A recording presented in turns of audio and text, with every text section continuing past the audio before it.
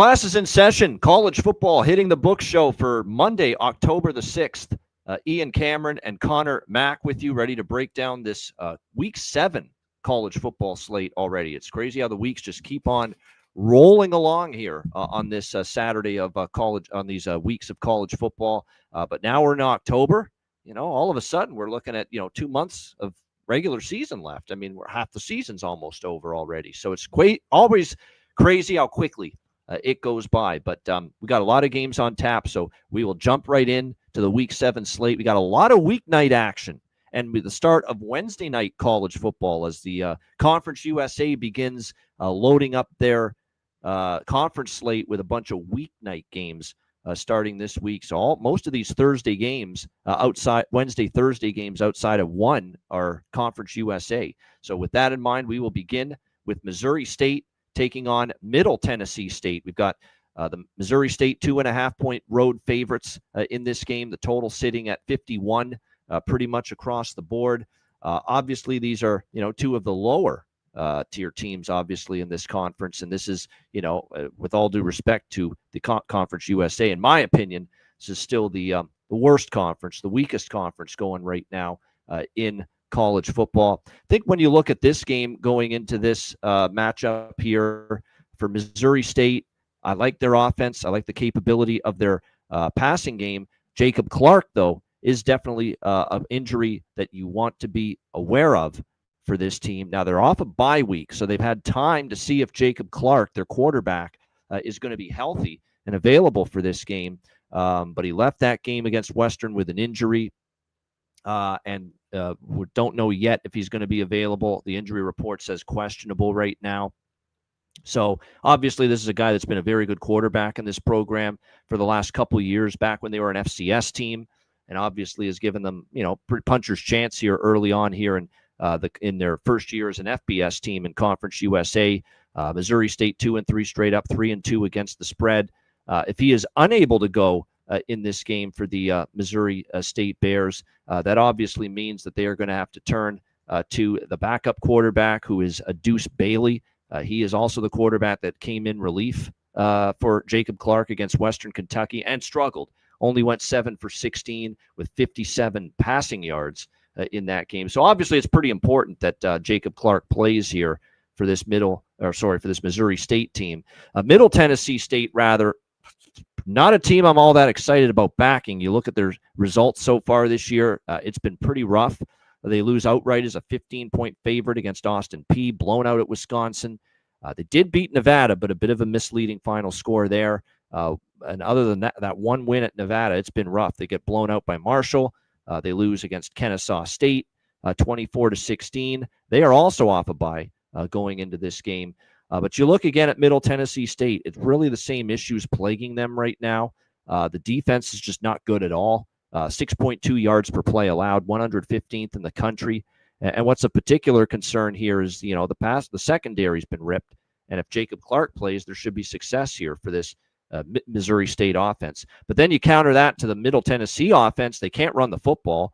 They have just 3.1 yards per carry, 82 rushing yards per game. That's right near the bottom as far as FBS football is concerned. Missouri State, this has not been a great run defense, but what's going to give in that matchup? Middle Tennessee's not been able to get much going on the ground. And, of course, Missouri State has had some issues stopping the run. So what's going to give there is the question.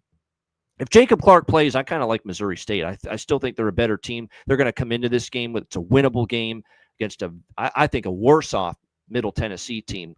I think they're even worse than Missouri State. So my lean is Missouri State. I'm waiting on Jacob Clark's confirmation, in or out at quarterback for the Bears. But if he does play, it's Missouri State or nothing for me. I would probably lean over if he plays, thinking the Bears offense is going to be able to have a lot of success moving the ball here against this bottom feeder MTSU defense. C-Mac, what do you think here? Missouri State, Middle Tennessee State. Yeah, Middle Tennessee State too, dealing with a bunch of injuries. I'd look up with that. Well, Missouri State really is, and you talked about just Clark. I'd look at him. He's day-to-day. From all I hear, I think he's going to go from looking it up last night. That's what I'm thinking too, because a lot of times when a player is questionable coming off a bye week, and I don't know for sure if they're in. I usually like to defer to them believing that they're going to be in because they've had the bye week to obviously recover. Yeah, I think he's going to be a go, but just monitor a little bit. That's what this line. So in that game, though, Middle Tennessee, it's just been really rough. They can't run the football, but they just got down quick against Kennesaw because most of that game they dominated it. You know what I mean? They had 285 yards passing. They couldn't score. Of course, in the end, they had a bad pick, a couple fumbles. They weren't very good, but time possession almost 39 minutes to Kennesaw's 21. But right away, they just got beat early. I mean, Kennesaw all their touchdowns, in the first quarter there. So, and they're just not a team built to come from behind a little bit. They tried, it didn't work out. And they're at home here. This one's just tough. I think Missouri State is better. They have the better offense. I still don't love their defense, really, but maybe it kind of shines here a little bit versus Middle Tennessee. And you talked about Clark. With him in, I think could help it out a little bit. But and maybe with him too, they get their team total here if you don't want to, even lay a small number with Missouri State. Might not be scoring 40, but they could get their team total. Yeah, no doubt. And I think strength of schedule matters here for this game too. Middle Tennessee State's been bad, and it's been bad against a pretty easy schedule. Like they haven't faced a lot of really good teams. Wisconsin was supposed to be, and even they haven't had a great year. And then you look at least Missouri State has played SMU, they've played USC, Western Kentucky. They played one of the best teams in this conference, and they played SMU and they played USC. So, they've played they've faced a tougher strength of schedule so far, Missouri State. Maybe that shows up here, that they face tougher competition, and they're more ready now to take this step down in class here against Middle Tennessee, who's been struggling, and against not a great schedule at all. Yeah, just to touch on at the end, both have played Marshall too, Missouri State. Yeah. The tight win, Middle Tennessee lost at home, 42-28. Yeah. So, it's Missouri State or pass, but I just prefer if Jacob Clark suits up to be on them there. All right, Liberty and UTEP. We've got Liberty 2-point road favorites, 47.5. Give me UTEP here. Just simple. I'm totally okay with fading Liberty laying points on the road with everything I have seen from the Liberty Flames this season. We know this program has not been anywhere close to where they've been the last couple of years under Jamie Chadwell. 1-4 straight up, 1-4 against the spread. It's been really bad. I mean, they've lost 4 in a row, all by double digits. 10-point loss at Jacksonville State, 10-point loss at Bowling Green, both as favorites. And then, of course, at Old Dominion, they lose 21-7 before the bye week. Both teams, again, off a bye week. So a lot of these games this week, these two games here on Wednesday night, both teams off a bye week. Liberty's just not moving the ball on offense. I'm not sure they have much faith or confidence right now in the quarterback spot. They tried to try Michael Merdinger against Old Dominion, and he didn't really get going all that well. The quarterback play has just been so rough for them this year. Ethan Vasco, who started the year as the starting quarterback for Liberty, has been banged up with a shoulder injury. Now, it does appear he's going to be available for this game against UTEP, but I've seen enough Ethan Vasco. I don't think he's that good. And I think this is definitely, a quarterback spot that they're a team that just has had lousy quarterback play this year. The offense has fallen way off. It's shocking to see these Liberty offensive numbers this particular season decline to the extent that they have. Like, this used to be a team that piled up the points. They had a pretty good run game. The rushing numbers have gone way down this year. They're only 90th in yards per rush, and the run game's been their bread and butter. And then, of course, on the defensive side of the football, it's not been any good for this Liberty team. They're especially on the ground. Like, their run defense, man, 225 per game rushing yards allowed for Liberty, 5.5 yards per carry. Not exactly what you want to see here going into this game. Now, UTEP struggled to run the football, but it's just they're not very good. Liberty's run defense, C-Mac, that even I've got to think that there's a chance UTEP can get their stagnant ground game going here in this one. I know the current sites have Malachi Nelson slated to be the starting quarterback here for UTEP. I don't totally buy that. I think Scotty Walden is at his wit's fucking end as he should be with Malachi Nelson. That guy sucks. Okay, he's been absolutely terrible. You look at that last game that he played for UTEP, and they were in that game against Louisiana Tech, and then it was like a meltdown in the fourth quarter. He just kept throwing picks, kept throwing interceptions. He made more passes to the other team than his own teammates. I don't think you can start Malachi Nelson again. He's been that bad. He's been that awful this season for UTEP at quarterback. I don't buy into the notion that he's going to get another chance, especially coming out of a bye week. I think this is the perfect time to make the switch at quarterback. Anybody on this UTEP roster has to be better than what Malachi Nelson has given you these last few weeks. So I do think we're going to see Skylar Locklear, who's been in this program for quite some time, and I think he will start here. It hasn't been made official yet, but I'd be absolutely floored if Scotty Walden gives Malachi Nelson another chance. And I'll say this, he came in and he moved the team a little bit against Louisiana Tech at the end of that game. 74 yards passing, 4 for 6 for Skylar Locklear. The UTEP finally saw enough of Malachi Nelson, who had that 4-interception game. I've got to believe Locklear is going to play here. And if he is, it's an automatic. I don't care what the projections are you have for Skylar Locklear, CMAC. Automatically, he's an upgrade from Malachi Nelson. And that's just simply because of how bad Nelson has been. So I'm hoping it's Locklear. That's the only thing I'm waiting on. But I'm absolutely, especially if it's confirmed, they're making this quarterback change. And I fully expect they will make the quarterback change to Locklear. Give me UTEP here. We're going to go mining for profits with UTEP here, +2. CMAC, Liberty, UTEP. On the quarterback situation, even Locklear, I wouldn't feel great with him. I've seen enough of him too. You know, even when he's got some. This is just, I don't think he could be worse than Nelson. Yeah. That's embarrassing what happened to Nelson against Louisiana Tech. Really, 4 interceptions, and most of them came in the fourth quarter when that game was still winnable. They were still in the game at that time. Then a meltdown. That's what it was. It was a fucking meltdown by Malachi Nelson. And can they run it? You talked about. I mean, even for Nelson in that game, he had to throw 38 times, and of course, he wasn't just 50%. He was 18 of 38, not even there. So, and all the bad interceptions. So, can they run it here on Liberty? Maybe they have some success.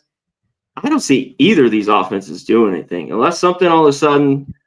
Liberty, we saw a few games where teams have broken out where they thought it could be low scoring. But one thing I've noticed with Liberty, I mean, this offense is horrible. Both these offenses are bad, you know, ranked bottom. UTEP's defense, on who they played, of course, their schedule, have been a little bit better. They've at least, you know, shown up a little bit at times as this defense. We go through all the numbers. But to me, this is just under here. I think this total's even too high at this number.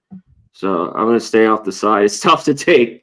It's tough for me to bet on either of these two teams. For the most part, they're a fade for me.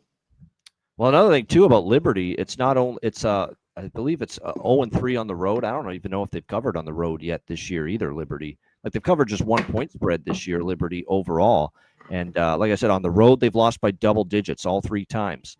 Now, and even Jacksonville, like how much better is Jacksonville State than UTEP? Probably a little bit better, but it's not like that's not even one of the absolute best teams in Conference USA. And here's Liberty on the road losing to them by double digits. That's a rebuilding Jacksonville State team too. Lost so much from last year. So to me, this is not so much a ringing endorsement of UTEP. This is to me a quarterback change, hopefully, that I expect to see to Locklear, providing a boost, a little shot in the arm. And more so, no faith whatsoever in this flatlining, careening off the cliff, if you will, Liberty Flames team laying points on the road. So for that reason, I'm going to be still looking at the UTEP side. And yeah, Kong's Clips, good to see you in the chat. Yeah, I've been doing that every time on this show when I bet UTEP or recommend UTEP. I always do that. Bring the pickaxe out.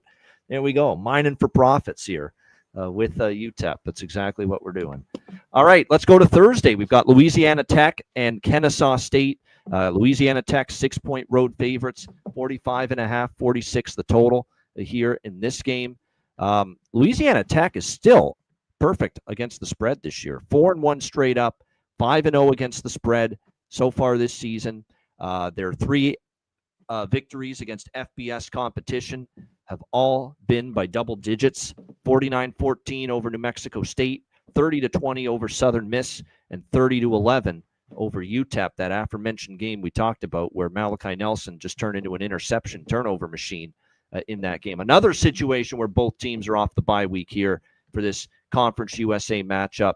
Hard to step in front of this Louisiana Tech Express right now.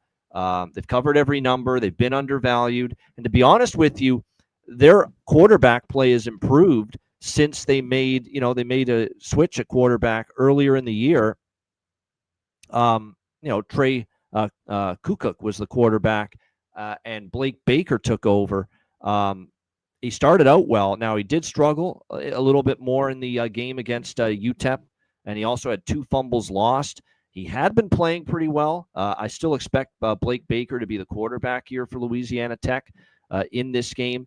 But don't sell Kennesaw short. Kennesaw has been pretty solid here. They've won 2 in a row against Arkansas State and Middle Tennessee State. Now, this is going to be a lot tougher, and that's going to be the big key here for Kennesaw State. This will be a bit of a step up as far as competition here against a pretty solid Louisiana Tech team. And their quarterback, Amari Odom, who has actually had a pretty solid start to the year, 71% completions, 4 touchdowns, 1 interception.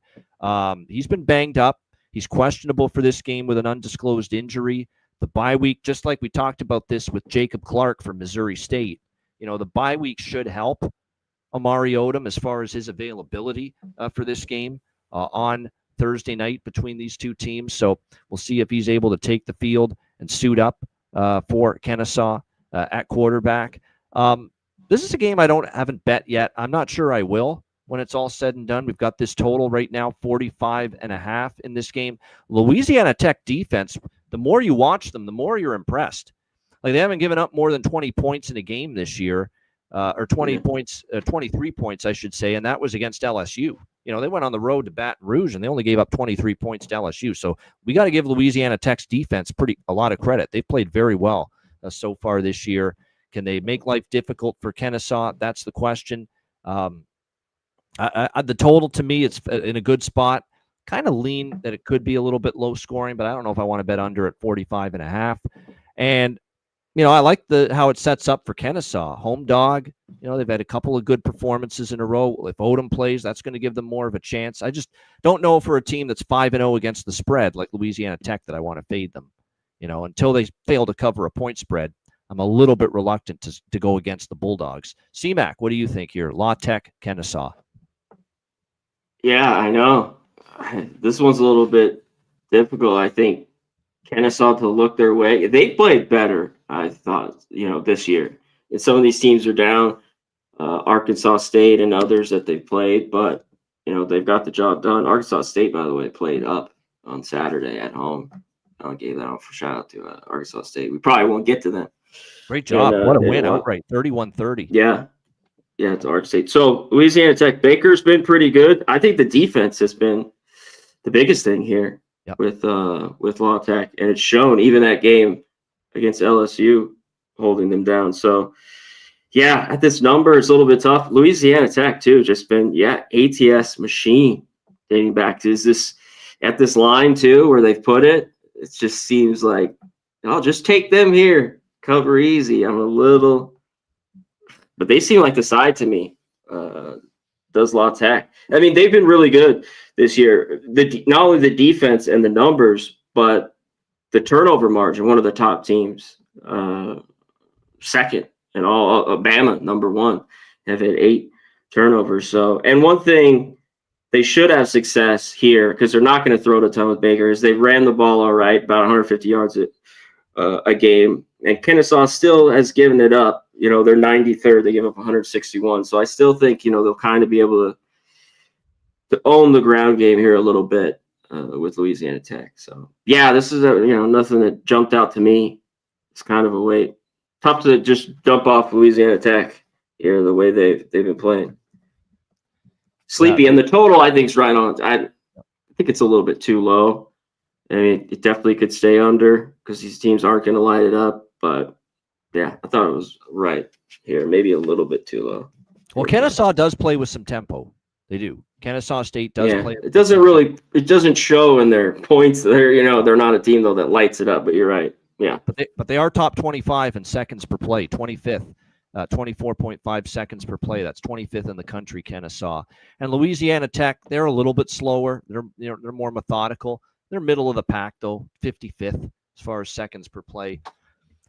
You're going to get at least some pace. That's why at 45.5, I have a tough time. I think the matchup dictates under because Kennesaw prefers to run the football, and Louisiana Tech's very good against the run. So I don't know if they're going to have a ton of success doing that. And if they have to throw a little bit more, I don't know if they'll have success. But like I said, the pace kind of thinks this total might be light, especially with Kennesaw. They played some tempo. So that's why it's a bit of a tough total here for me in that one. All right, Southern Miss and Georgia Southern. Southern Miss 3-point road. We got the Golden Eagles versus just the Eagles. How about that? Southern Miss 3-point road favorites. 60.5 the total here in this game. Another Conference USA matchup. Get used to this. We're going to see a few weeks of this now in October where we've got these weeknight Conference USA matchups. This is another situation where both teams enter off a bye week, extra time to prepare. Obviously, we've talked about Southern Miss and the fact 3-2 to start the year. Great situation as far as chemistry and just cohesion where overcomes Charles Huff from Marshall to coach Southern Miss, brings Braylon Braxton as quarterback with him. A lot of those Marshall players suiting up for this Southern Miss side, and it has given them a chance to kind of hit the ground running. When you look at the way they've played so far, I thought they were competitive against a much improved Mississippi State team, 34-17. They were in that game for a decent stretch.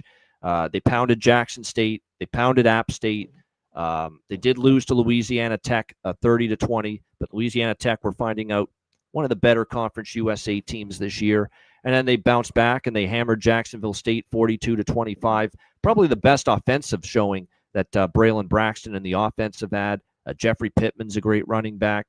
Tyshawn Chapman, Micah Davis. They've got some good weapons as well. Very good offensive team, Southern Miss, no doubt. And I think they're going to have the chance probably to move the football here because you talk about god-awful, horrendous, one of the worst defenses in the country. Georgia Southern is in that discussion. There is no question about that. 131 in yards per play allowance on defense for the Georgia Southern Eagles. 135 in the country in rushing yards per game allowed. And 135 in yards per rush allowed. Now, the passing game has been a little bit better, but it's not saying a whole lot. They've still struggled there. They're just a bad defense all around. You can run on them especially, and to be honest, their pass defense numbers aren't that great. That's probably a big reason why they've gone over the total in 4 of their 5 games so far this year, Georgia Southern. But their offense at times can be capable. They've got a quarterback in J.C. French who can sometimes be erratic, but he can throw the ball a little bit. I think when you look at the Southern Miss Golden Eagles defense, it's had its share of solid games, but they've also had games where they've given up some plays, they've given up some points. The one thing that's concerning to me about the defense here for Southern Miss is that their pass defense in particular, they're giving up 230 per game. This is a team that will throw the football. If they do throw the football, Georgia Southern, a little bit better than they run it. So there could be an opportunity for them to score some points. I do think Southern Miss, though, in a close game like this, just a slightly better all-around team, a little bit better on defense. It's hard to be worse or as bad on defense than Georgia Southern. I still think Southern Miss has a better defense. So as long as this number doesn't get beyond -3, CMAC, I like Southern Miss here to go on the road and get the job done. And again, strength of schedule matters here. Southern Miss has been tested. Southern Miss has played Mississippi State, in their first game, Louisiana Tech, Georgia Southern. Yeah, Georgia Southern played USC and JMU. They played a couple pretty good teams, but I think when you look at this match, they also got pounded by some of those really good teams as well. Fresno, not even competitive. USC, not even competitive. James Madison, not even competitive. I think Southern Miss laying the field goal. That's the side I like in this game. I also think this game can get over the total of 60.5. CMAC, what do you think here? Southern Miss, Georgia Southern. Yeah, I think you get over 2, even with both teams running. I think there'll be enough big plays, broken plays that it could get over this, because it just seems like even on the road, Southern Miss should have success. And one thing, Georgia Southern, I think they'll have more success at home. I mean, their couple wins have been there against Jacksonville State and Maine, but and I thought they looked a little bit better here on the 27th when they lost to JMU a couple weeks ago. I know still the defense is pretty bad, but they hung around in that game a little bit early. Defense a little bit, played a little bit better. French has got to be better here, and I think he can against. There's still question marks with Southern Miss. I mean, everything that's going on with them, obviously the whole program. So, and how good are they defensively? The numbers show they are a little bit better. But yeah, we talked 133. I mean, almost dead last. Giving up 481 yards is Georgia Southern. So I think you just go over here and watch out. Georgia Southern could be in this game. I'm just putting that out there here at home. +3. All right, there we go. I'll lean the other way here for CMAC with Georgia Southern. All right, Jacksonville State and Sam Houston State. We've got Jacksonville State 9-point road favorites, 55.5 the total. I hate to say it, but if you make this is a game I don't want much to do with it, quite honestly. If you ask me, this is not a situation, by the way, where both teams are off a bye week. Sam Houston played last week against New Mexico State on that Thursday night, and they got absolutely crushed in Las Cruces, 37-10.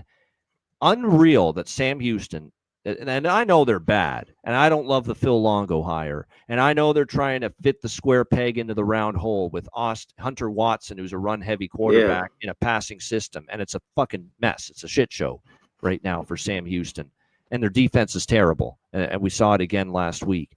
But you're coming off a bye going into that game against New Mexico State. And New Mexico State's coming off a rivalry game against New Mexico. You're off a bye week, extra time to prepare. You're supposed to be desperate, sense of urgency. A winless football team coming off a bye week that's supposed to be the mother of all great spots for you, and you get absolutely steamrolled by New Mexico State in that game. They've reached unbackable territory for me, Sam Houston.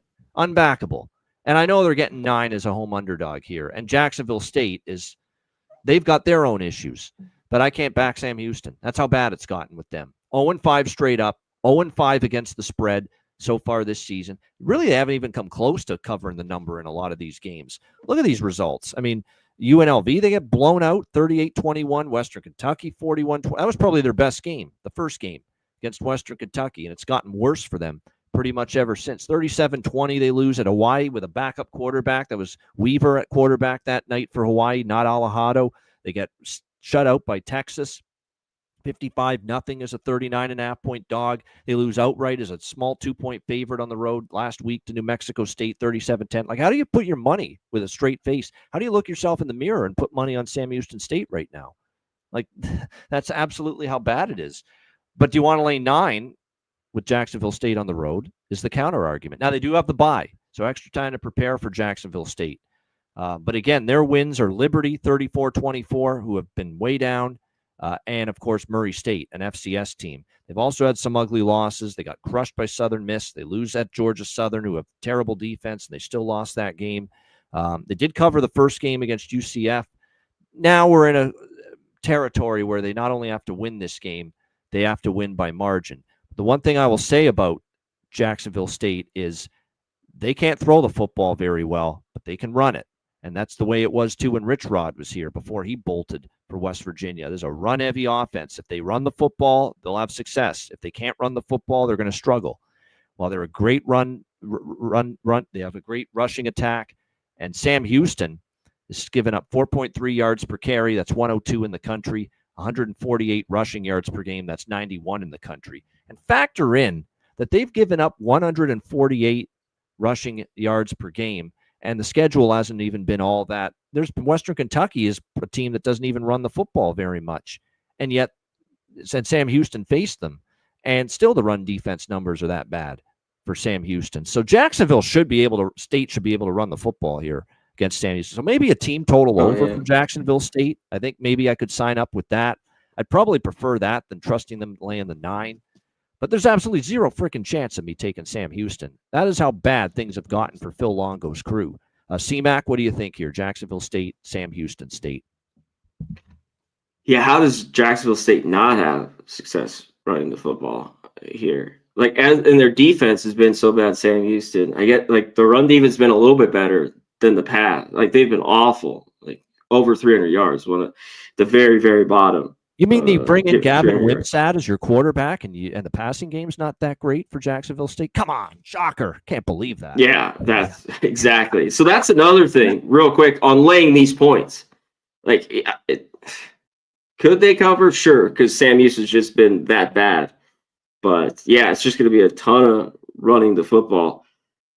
Like that maybe slows us down, but is Sam Houston, because I still don't think Jacksonville State's defense is very good. Can the offense get going a little bit? Houston State's offense is not good at all. I know. Can they get going? Matchup. Yep. If they can, this goes over. Yeah, for sure. And I do have to say one thing is all these losses, basically, except the UNLV, they've been on the road. I know against not the best team. Texas blew them out at Hawaii. Off the bye, looked horrible. Shout out to Mexico State. Got it done. Money line last week. But if this goes over 10, I could be tempted. It's just tough to see Watson, a guy who can't throw it, and then they're not using him well running it, too. I could watch these games. I'm like, RPO is where he worked. Yeah. Idiot Longo. So that's what it's just out of sync completely. So, and he's a holdover, with this offense. It's just rough right now. So, but they are back at home, like I talked about.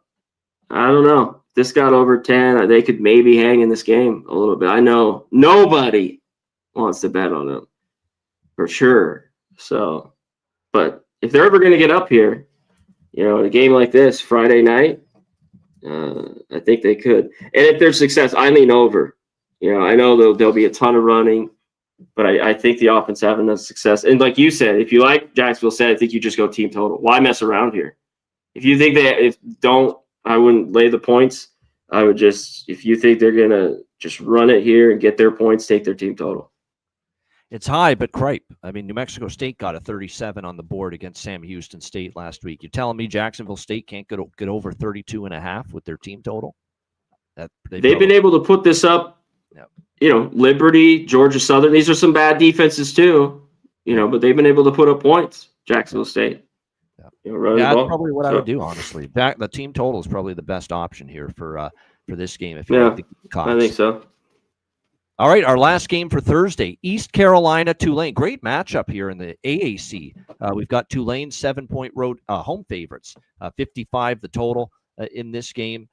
Tulane Green Wave, obviously, with Retzlaff at quarterback, well coached, obviously, by John Sumrall, coming off a bye week.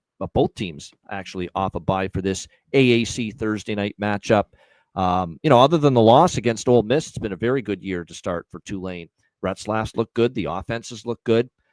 Defense has played pretty solid for the most part so far this year for Tulane. You look at their overall numbers on offense, too. They're running the football pretty decently. The passing game numbers aren't as good as you'd like them to be, but they've certainly been able to run the ball. That might be put to the test here. What's been impressive and surprising about ECU? The improvement of the defense. Really have been impressed. Like, they couldn't stop anything last year. There's a few teams. Yeah. This year, they've made a lot of strides on defense. I even remember that first game of the year against a very good NC State offense, and they hung in there, and they got stops, and they didn't really let the Wolfpack pull away and, pile up the points offensively. ECU was able defensively to hang in there and keep their team in it, give themselves a chance. They're only giving up 3.3 yards per carry. And the one issue with Tulane is they become very reliant on being able to run the football to carry them offensively. Retzlaff's passing numbers have been a little more hit or miss. Meanwhile, you look at East Carolina on the offensive side of the football. They're coming off the 28-6 win against Army. That was a weird game where it looked like they were going to score on every possession early in that game, getting out to the 21-0 lead, and then they kind of stalled. I don't know if they got kind of complacent with the big lead. Caton Hauser did throw an interception. But still, he had a very efficient game. Anthony Smith, Yannick Smith, and company, pretty solid receiving core. Brock Spalding. It'll be interesting to see how this one goes. And you go back and you start to look at this track record of this East Carolina team in the underdog role since Blake Harrell became the interim coach last year when they fired Mike Houston. And then, obviously, they removed the interim tag. He's now the full-time head coach this year. I can tell you off the top of my head, They have absolutely been a profitable team, ATS, in the underdog role since Blake Harrell's been here. So, if this number stays in that 7 range, I think Tulane is the better team. I'm kind of leaning ECU to keep this a one-score game at 7 or better. CMAC, what do you think here? East Carolina, Tulane. Yeah, I think this is the line, though. It's about right. I think they're kind of tempting you with East Carolina. And the defense has made strides, but I think going here, they haven't played really anything on the road. They did look good against Coastal. Coastal has their problems this year. So a bunch of home games, and they came out great against Army. A lot of Army love that day, too. Shout out to all in our video. But they came out good. The defense hung on. I think that would be the biggest thing, too, to keep them in this game. Tulane, though, at home has been excellent. Now, laying this number, I don't know. This was a tough one for me. That's the one hang-up I've got, CMAC. You just said it. Yeoman Stadium on these weeknight games at home. That can be a pretty good home field Tulane can get there on a weekend. So that's not the easiest environment for East Carolina to deal with. That being said, East Carolina went to NC State first week and only lost by 7 and covered the number as a dog. Yeah, and Hauser's, this guy can throw. He can make mistakes at times, but he definitely can sling it. And Tulane's can't be throwing a secondary by his own goal line like he did against BYU. I can tell you that. Yeah, BYU is a pretty good defense, but yeah, that was horrible. They moved the ball but couldn't do anything. But Tulane's given up some big chunks, and their secondary's been a little bit, of a problem and leaky this year as Tulane. They're giving up 250 yards, 108th in the country. So that's where East Carolina could have success. And even if they're down, this could be open where they backdoor type game. You know what I mean? Tulane's up 10 or 14, something like that, and East Carolina could come right in late. All right, we move to Friday night now. Friday night lights, South Florida and North Texas. This is another AAC conference matchup here. Pretty much a pick 'em. North Texas was favored at home. Now South Florida has taken money, and they are a slight road favorite in Denton, Texas here against the Mean Green. 67.5 the total in this game. I mentioned coming into the season that when it came to North Texas, I thought they were going to be their usual self, on the offensive side. They were going to be able to score points, put up points. Eric Morris, good head coach. Jordan Davis, good offensive coordinator. But I love the hire of Skylar Cassidy as the defensive coordinator. It's a very good hire.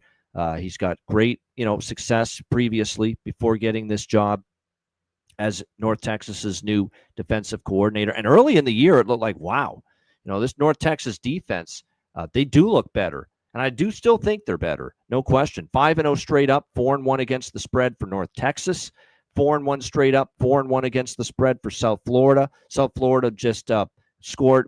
We mentioned South Florida laying the points last week on the show against Charlotte. And not only did they cover, but the team total went over. We like both of those involving South Florida. They got the 54 points in that game. I guess you could say it was an easy opponent. They kind of played with their food a little bit, South Florida. You could see it in the third quarter. They let Charlotte hang around way longer than they should have. They kind of fell asleep for a period of that game, South Florida. But in the end, they got the late touchdown, covered the number. They easily went over their team total. They're coming off that game. North Texas has the time to prepare here. North Texas hasn't played since beating South Alabama 36-22. This offense looks really strong. Looks like they have settled finally on Mestemaker, Drew Mestemaker as their quarterback, and he's been pretty good here for North Texas overall. The numbers are rock solid. And the thing about North Texas is that's always been a team that can score points. And you look at these numbers for North Texas, certainly throwing the ball, it's been very good, 256 per game. They got a good run game this year, 180 rushing yards per game, 5 yards per carry, 41st. In the country. That's definitely something you like to see going into this one. South Florida has struggled a bit in the secondary. Their passing numbers defensively are worse than their numbers against the run. But like I said, Drew Mestemaker is very capable of throwing the ball. He's got some targets. Now, the North Texas defense, I mentioned I love the hire of the new DC. And early in the year, they played great to start the year in these games. Washington State, But they struggled as well against Western Michigan, although there were some fluky scores there for Western Michigan. They struggled with Army as that game went on. And against South Alabama, they won 36-22. But, there was an interception by Davenport. They still ended up giving up close to 400 yards in that game. So suddenly the North Texas defense has not been nearly as effective the last few weeks, and we know South Florida is very explosive and very capable offensively. So I kind of think even at the high total, this game can get up and over 67.5. I got to admit, I love me some South Florida. I do, and they've obviously been battle-tested. Boise's been on their schedule. Florida's been on their schedule. Miami's been on their schedule. They have faced a gauntlet in non-conference play, and certainly a tougher non-conference slate than North Texas had to face. No question about that. North Texas, what's their toughest game so far? Washington State, Army, maybe one of those two teams. So big strength of schedule advantage to South Florida. Maybe that's why they've taken money, but I don't think it's going to be easy to go into Denton, Texas on a Friday night, the home of, where Friday night football is king from a high school standpoint, and win this game. And you got North Texas on a bye week, off a bye week here. So I'm kind of leaning to the Mean Green a little bit here as a slight home underdog. I like how it sets up for them. Pretty good coaching staff, maybe a good defensive game plan in mind from their hot shot DC as he gets to face off against Byron Brown here and this high-octane South Florida attack. So I lean North Texas, lean over. C-Mac, what do you think here? Yeah, North Texas, the defense like you talked about, I don't know how for real they are, though, a little bit. Like, no. Washington State, they've had their problems. They still gave up 38 to Army in that game. South Alabama, I think, probably should have had more too, but they played well. North Texas, especially kind of in that second quarter and a little bit after in the second half to keep them only to 22. Yeah, high total. Maybe it gets them. Estimator's been really, really good. It's tough. Yeah, South Florida strength of schedule. You talk about North Texas, you've got to play who's in front of you. Have not been really, really good. And these are two teams, for me, that's why it's a little bit tough.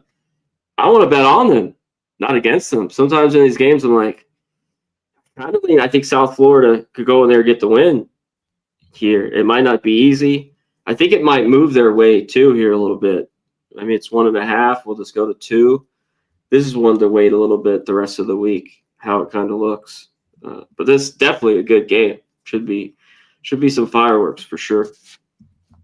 All right, Fresno State and Colorado State. Friday night Mountain West action. Fresno State, 6.5-point road favorites, 45.5 being the total in this game. Colorado State, we talked about the struggles offensively. They really had a hard time moving the football. 16 against UTSA, just 3 points against Washington State. It's obviously been a struggle. It's a baptism by fire for Jackson Brasso, who has taken over as the quarterback after they benched Braden Fowler-Nicolosi. But still, I mean, the guy only had 155 passing yards. They were able to run the football finally a little bit with success, which was good to see them get the run game going against San Diego State. The problem is they couldn't stop San Diego State's offense. San Diego State just shredded them, ripped them in that game, especially on the ground. 281 rushing yards for the Aztecs in that blowout win against Colorado State. I didn't expect that many points. I thought it'd be a low-scoring double-digit win for San Diego State. I did lay the points with San Diego State, but I thought it would be something like 27-10, not 45-24, which is what it ended up being in that game. So that's not a good sign for Colorado State. And you know what's concerning about that awful run defense, the numbers they had last week, and obviously the numbers all year have been terrible against the run. Well, what's Fresno like to do most of all? Run the football with their new head coach. I mean, they are a run-first offense. It's hard not to envision Fresno having success running the football here in this game.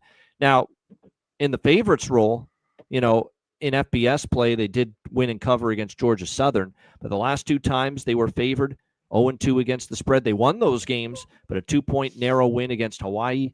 And then, of course, the Nevada win, which they had to hang on in that game, 20-17. E.J. Warner, man, still a work in progress, that guy. Yeah, obviously, even with a run game and a run-heavy offense still to support him, that he's still not putting up the numbers and the production you'd love to see from your quarterback, but he may not have to in this game for Fresno to still be able to win and cover, because I think they could just do significant damage and just run the football all game long right down Colorado State's throat. And if Colorado State's playing from behind, they're not the kind of offense that can play catch up. So I've already gone ahead and I laid the 6.5 with Fresno. I think they can still win this game by a touchdown. C-Mac, what do you think?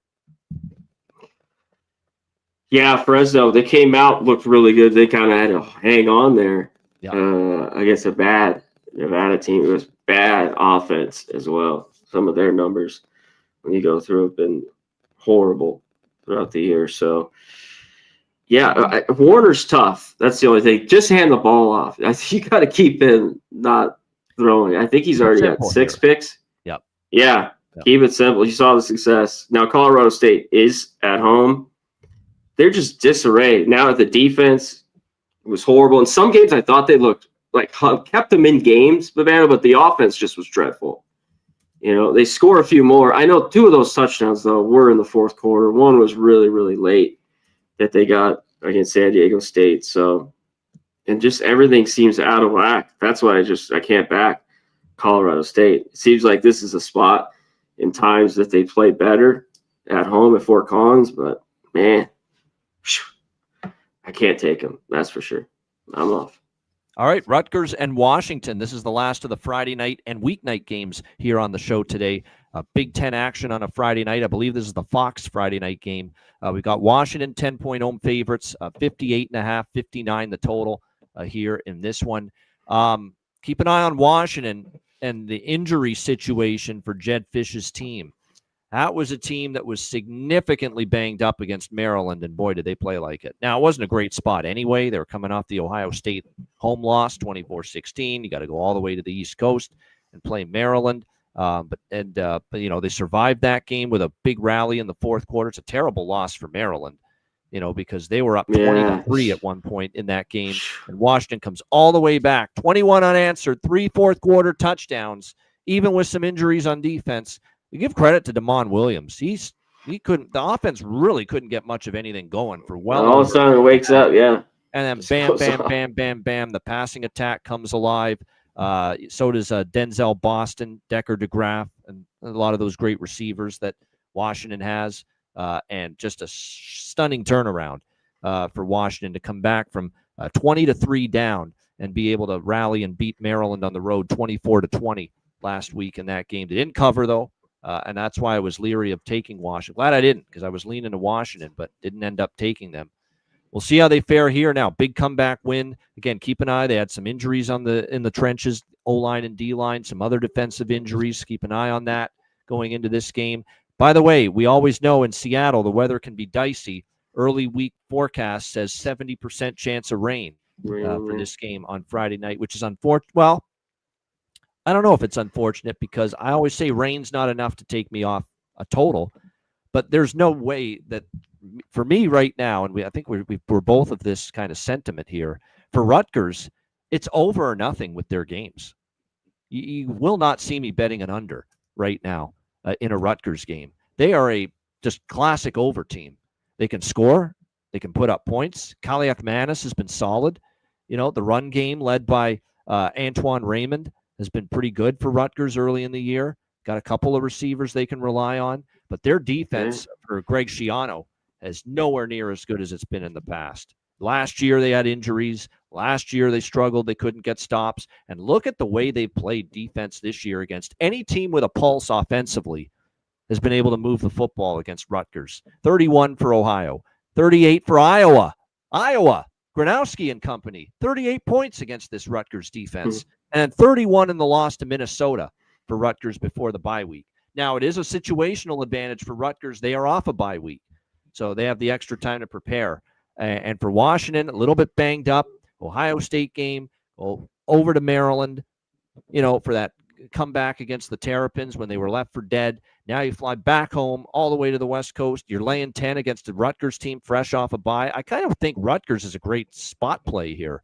Great situational play getting 10 in this game. I just don't know if I trust their defense enough, though, because it has been really bad, and they are facing a pretty dynamic offense, CMAC, when it's working, when Damon Williams is throwing it, and then Jonah Coleman gets going, running that football. I worry about that Rutgers defense holding up in this game for a full 4 quarters. That's the only thing that's kind of making me shy away from wanting to take Rutgers plus the points in this spot. But I do lean over. I'm just waiting to see if this weather forecast clears up. But it's over or pass for Rutgers. 5-0 to the over this season for Rutgers in their games, and that's not by accident. Their offense is better than it's been in recent years, and their defense probably as bad as it's been in recent years. CMAC, Rutgers, Washington. Yeah, and the books, though, finally here are moving it up. Like it took that's low just 40s, and we're not getting 40s, 51 low 50s anymore. Yeah, low 50s. It was 60 here. That was the one thing that when I going through it last night, I'm like, man, I think they kind of nailed this total at the number. Yeah, Washington just looked dead, playing horrible against Maryland, and it's just unbelievable fourth quarter. And man, Maryland, that just see a team That's just such kind a Mike of Locksley crumble. Loss. It is. Yeah. She's just not. No. It just you got to close out games. So it is a little bit for Rutgers. I don't know how much to make of this travel spot. I don't love these teams going out west, but maybe 10 is enough. Cadillac Manis. Rutgers is playing a lot faster too. Yep. Just more up tempo. I mean, that's why they're scoring a bunch of points. But from where the old days where it was just run, slow. So, but the defense, just isn't there. The secondary has been great. And what are they too? I wanted to double check on against the run. Rutgers. It's been better. The run's been a tad bit better. 128, 53rd of the country. So, yeah, this one's tough. It's just pass for me as of right now. And like you talked about, there is rain. I think there will be rain. The end of the week, but watch the forecast. Meteorologist. The only time I get concerned about rain for totals for betting overs is if it's heavy rain. It's one of these rains where it's driving and it's pouring for the whole. If it's just light rain, there's no wind. That has a huge effect on the game being able to have points in it. It's if it's that real heavy rain. That's when you get a little bit more concerned with it for sure. All right, let's go to Saturday. UCF, Cincinnati.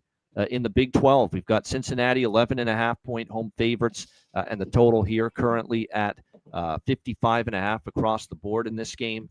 Cincinnati's looked as impressive in recent weeks as any team in the Big 12. Let's give them credit. And was not a fan of this team or Satterfield coming into the year, but the Nebraska game, they could have won that, the season opener, and since then they haven't lost. Now Bowling Green, Northwestern State, can't make too much of a big deal of those wins, but to go on the road at Kansas, go toe-to-toe, point for point with the Jayhawks and beat them 37-34, that's pretty impressive.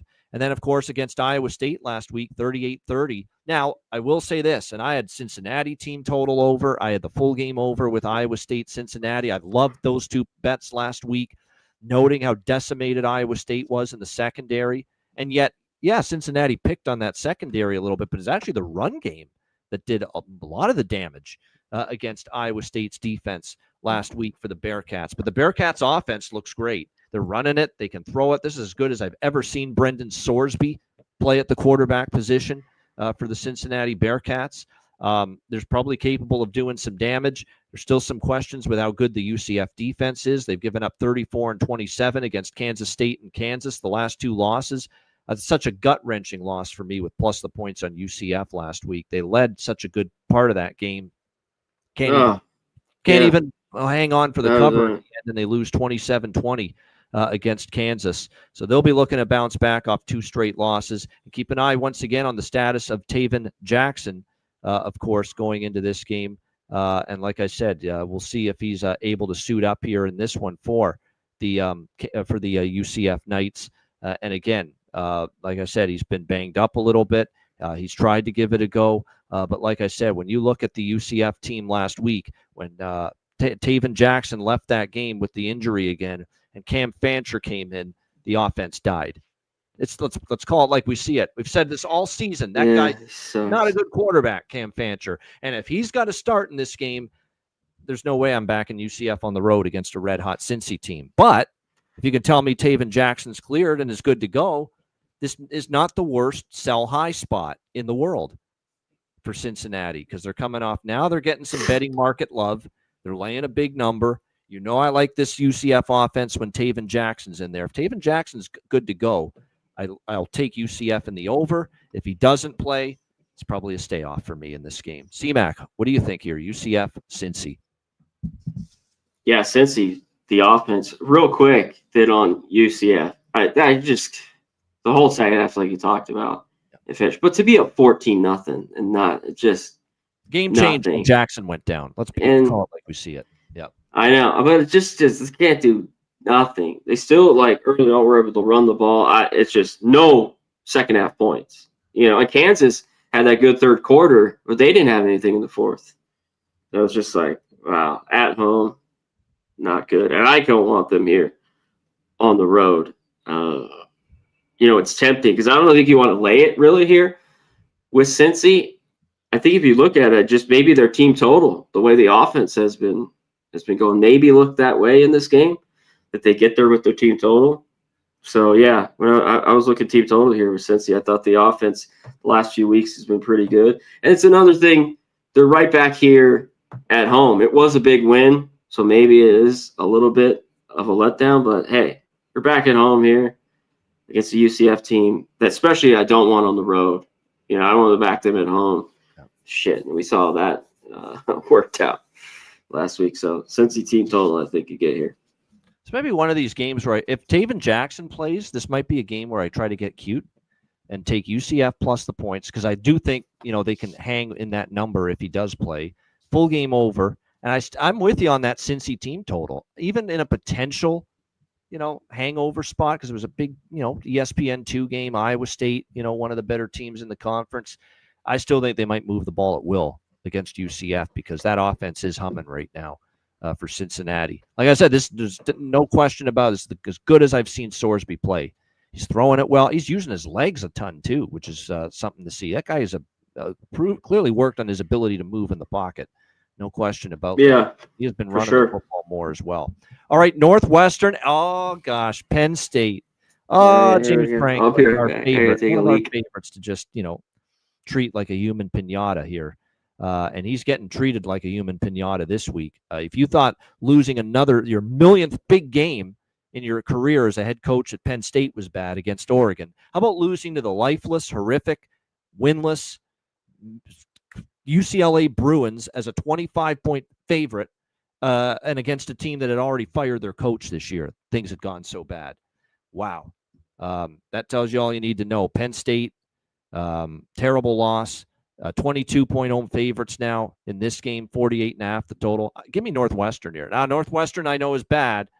We're talking about you know, talent-wise, personnel-wise, this is a mismatch. But how the hell do you back Penn State right now? You know, it was bad enough. You know what it was?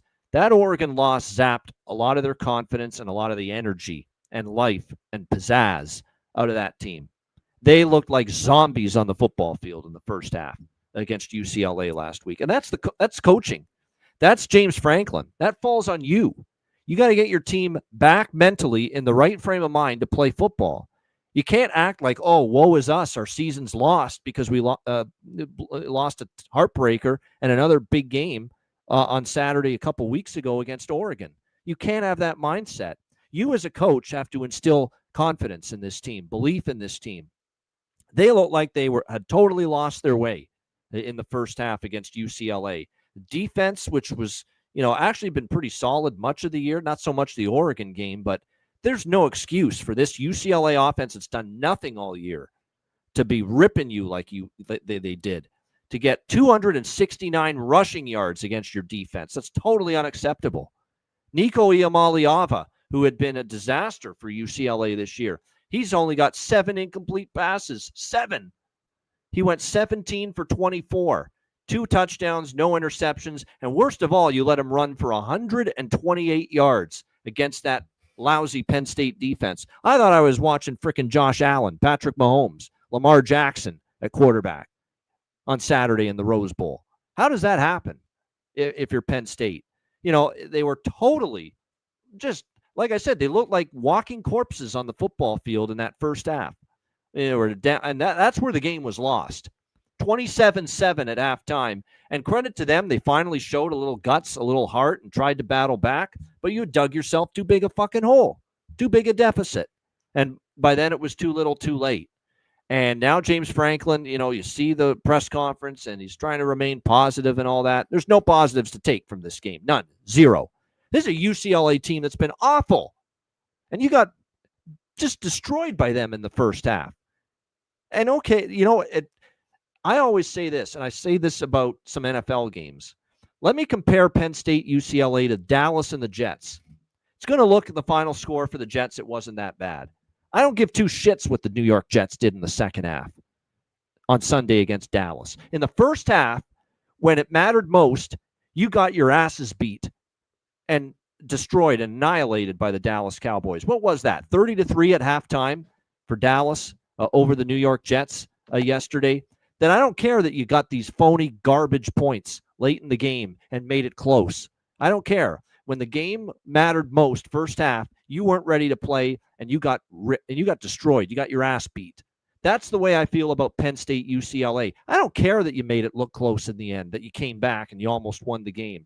When that game in the first half, to bounce back mentally after the Oregon game, that was the time to show that you're ready and in the right frame of mind.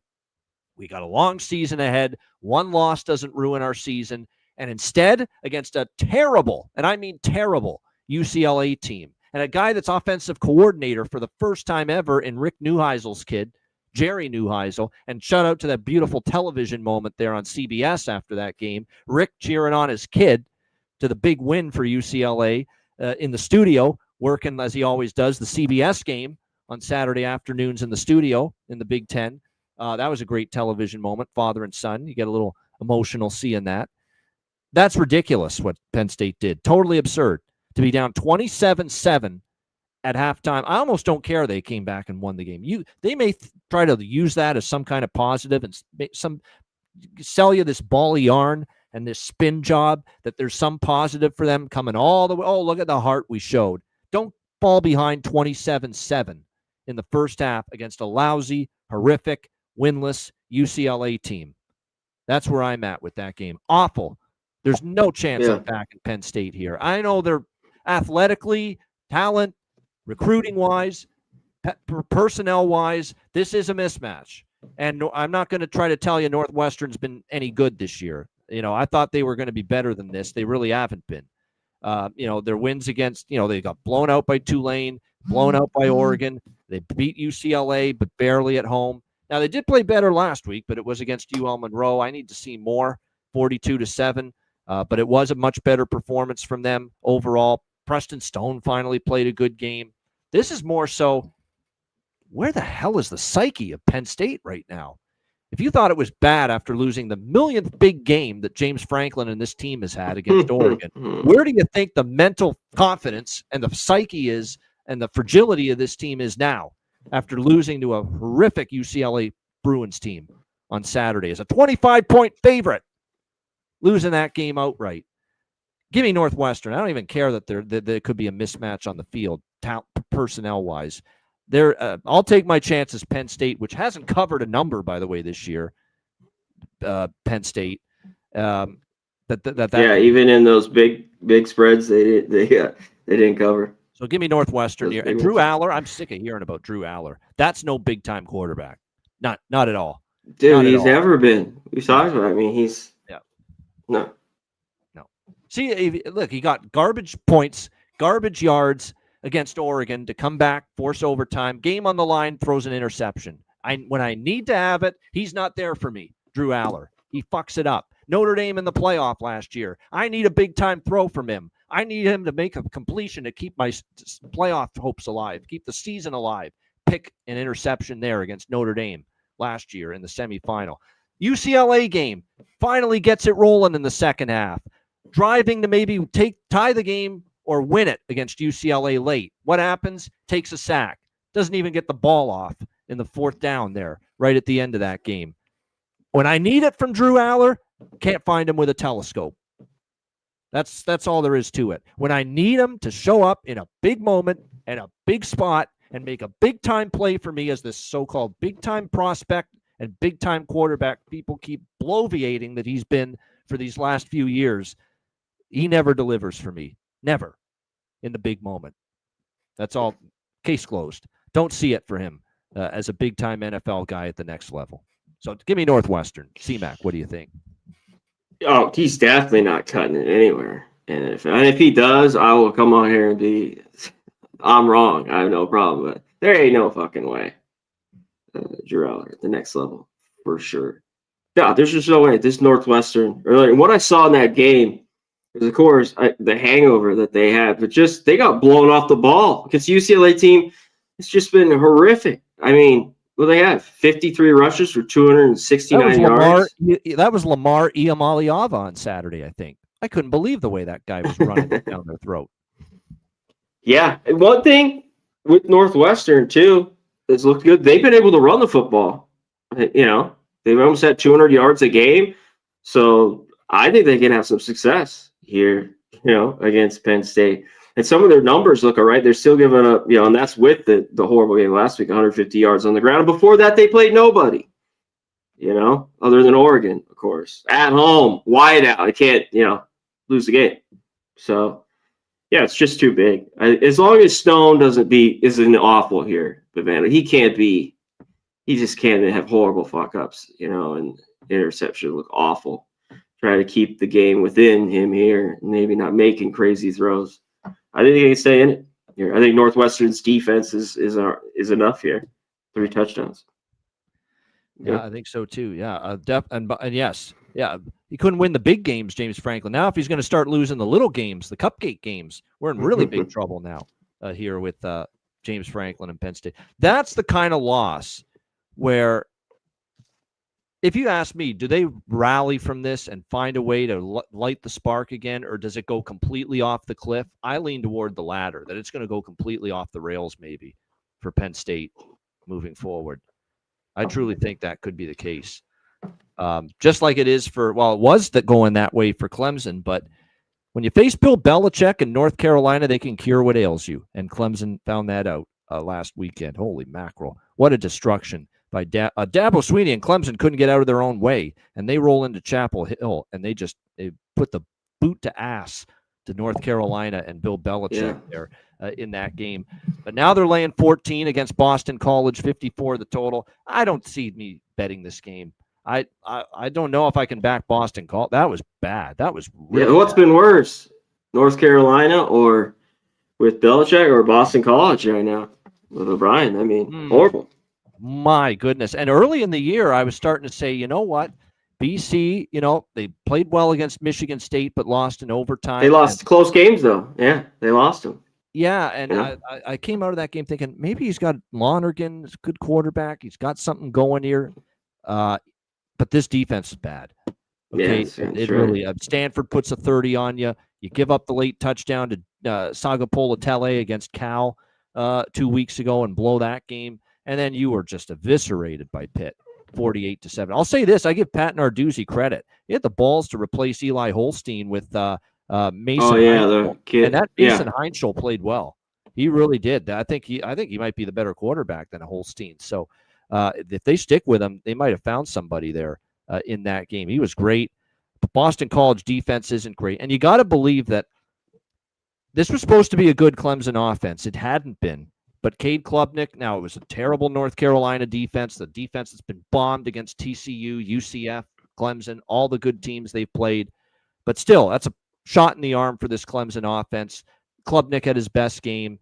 They also have Antonio Williams back, and that's huge. Look at Antonio Williams being back, and suddenly the passing game is working again. Yeah, need playmakers. They didn't have them. Yeah. Maybe you can talk me into Clemson team total over in this game. I think that's probably where I would lean. Maybe the full game over, but can I trust Boston College's offense enough versus Clemson?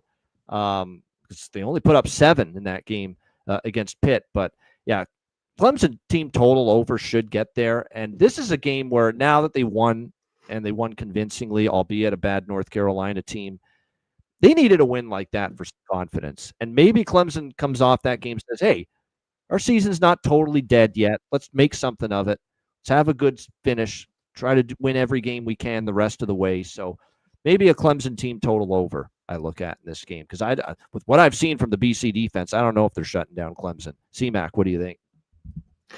Yeah, I don't know, too, here, if they can. Clemson needs to a little bit. They need to run the ball a little bit more. Their offense just hasn't been very good, especially running it, and of course, all cures everything against, Bill Belichick and UNC as they look a lot better. Maybe that's what they needed, this Clemson team.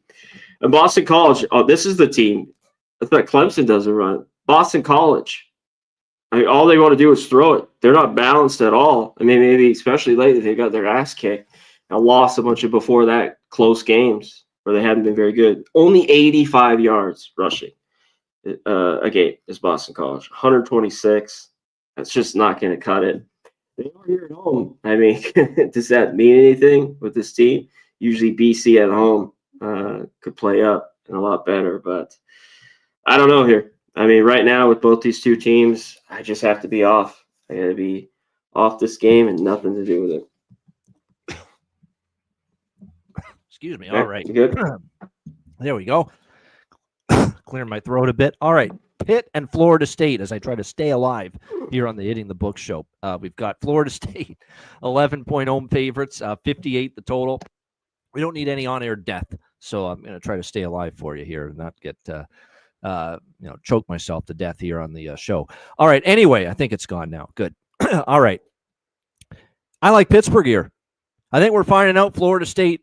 We got a little carried away with the praise, right? They beat Alabama that first game of the season. They beat a bunch of terrible teams, crushed them all, ran up the score, Kent States of the world and your East Texas A&Ms of the world, and we all started to get a little too excited about Florida State and Tommy Castellanos. Let's remember this was a 2-10 football team last year, and I think all of us got a little carried away. Certainly the pollsters did. They were a top 10 team. Not anymore.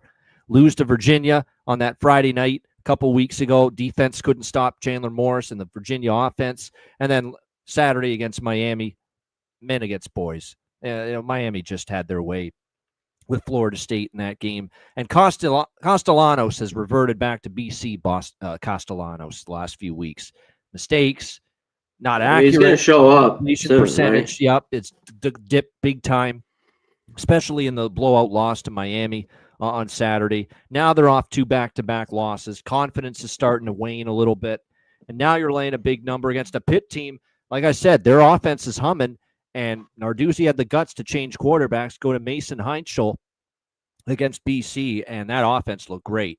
And that offense might be good enough to hang around in this game. Florida State's defense hasn't been nearly as good. Remember, Virginia went up and down the field against them. This is now back-to-back crushing losses in the ACC, including a rivalry loss to Miami. They put a lot of their eggs in that basket, Mike Norvell's team, for that game against Miami. I think they're a pretty good fade in this price range, asking Pitt to go to Tallahassee and at least just hang in there with that very good offense that they have. So I like Pitt here, plus 11, lean over. CMAC, Pitt, Florida State. Yeah, if that kid plays anything, like he did last week. It's one game, so yeah. But it was a damn good game. He was terrific, Heinschel. Florida State is at home. It seems like this is at least a game they bounce back. Maybe their team total, I think, if you don't want to lay points with them, especially laying, 11 in this one. I even looked at the total. I think it's all right. I mean, I kind of think it goes over. What is Florida State's defense? I don't know what to make of. Virginia's offense is pretty good. They gave a bunch of points, and Miami kind of lets off the gas, and even their defense, kind of late there, messed around. Cristobal, him in a big game coming up. We will see down the line if Miami stays. We'll get to them, but I think in a big game there could be mistakes late in the game. I don't want him as my coach, but I think these teams could score here a little bit. And yeah, with Pitt, it's just now here on the road. Their team, I haven't won the back too much, but maybe they hang around in this game. This is one I might need a little bit more time with, because I think it's a spot for Florida State to kind of get right, but I really don't want to lay double digits with them. All right, next up we've got Iowa and Wisconsin. Next up here is it's let me just see here. Hold on. Virginia Tech. Oh, yeah, there we go. Sorry, Virginia Tech and Georgia Tech. There we go. Yeah, Virginia Tech, Georgia Tech. Georgia Tech, 14.5-point home favorites, 55.5 the total here in this game. I love me Haynes King, Jamal Haynes, this Georgia Tech team. But whenever I see them laying more than 2 touchdowns, no thank you. This has just not been the point spread role for them, not in the least. We saw what happened against Wake, 30-29. They escaped as a 13.5-point favorite. Temple, 24.5-point favorites. They didn't cover there either. They're not a good double-digit favorite. They haven't been a good double. And they're a really good team, but they're just not very good in this point spread role. And that's why, and they are coming off a bye. And we are talking about a Virginia Tech team that's had a pretty dismal season. We just saw them lose outright as 6-point favorites at home to Wake Forest, 30-23. Could not stop Robbie Ashford in that game. Struggled to stop the passing attack of all things. Robbie Ashford, to give his credit, is throwing the football better. And that's the usual mediocre to below average performance from Kyron Drones. 50% completions, only 111 passing yards, 1 touchdown, 1 interception. Not good enough, plain and simple. That being said, Virginia Tech, the last time they were underdogs, was against NC State, and it was after Brent Pry's firing. After he got removed as head coach, they won that game outright on the road, 23-21, and it's only the second time they've been a dog this year, and they won outright as a 10-point dog. It's the only time they've been double-digit dogs this year. So it feels like for me, it's hold my nose and take Virginia Tech plus the points or pass. I just don't love ever taking Georgia Tech laying this many points, but man, it's not easy to take Virginia Tech here because the quarterback play is so bad. You're never sure what you're going to get from them on defense. Not to mention with Georgia Tech, we know they're a team that wants to run the football, and you look at the run defense for Virginia Tech, it's not very good. 130 per game allowed. That's a concern for me going into this game. Like I said, at this number, we bet numbers, not teams. I'd probably have to lean Virginia Tech, because I just don't ever want Georgia Tech laying more than 2 touchdowns. But not easy bet to make with Virginia Tech right now. CMAC, and plus Georgia Tech's off a bye week. That is an advantage here for Brent Key and his Yellow Jackets. CMAC, what do you think? Yeah, they are off the bye. And they could be a little ticked at the way they played against Wake, even though they won. They know they got away with it. They got away with it. Yeah, for sure. And we just see Wake beat Virginia Tech very next week. At least they're pretty healthy. Georgia Tech off the bye. It's just the number. I mean, can't do it. Yeah. Like it's kind of. Do you want to take Virginia Tech? What's the defense like? They played pretty good against NC State there, and they've got last week like horrible. Against Wake, they get ran on. Ashford's throwing it around. I think he had 250 again, right? In that he's game. Improved. I got to give him. I didn't see this coming. He's improved as a passer. Give him his credit.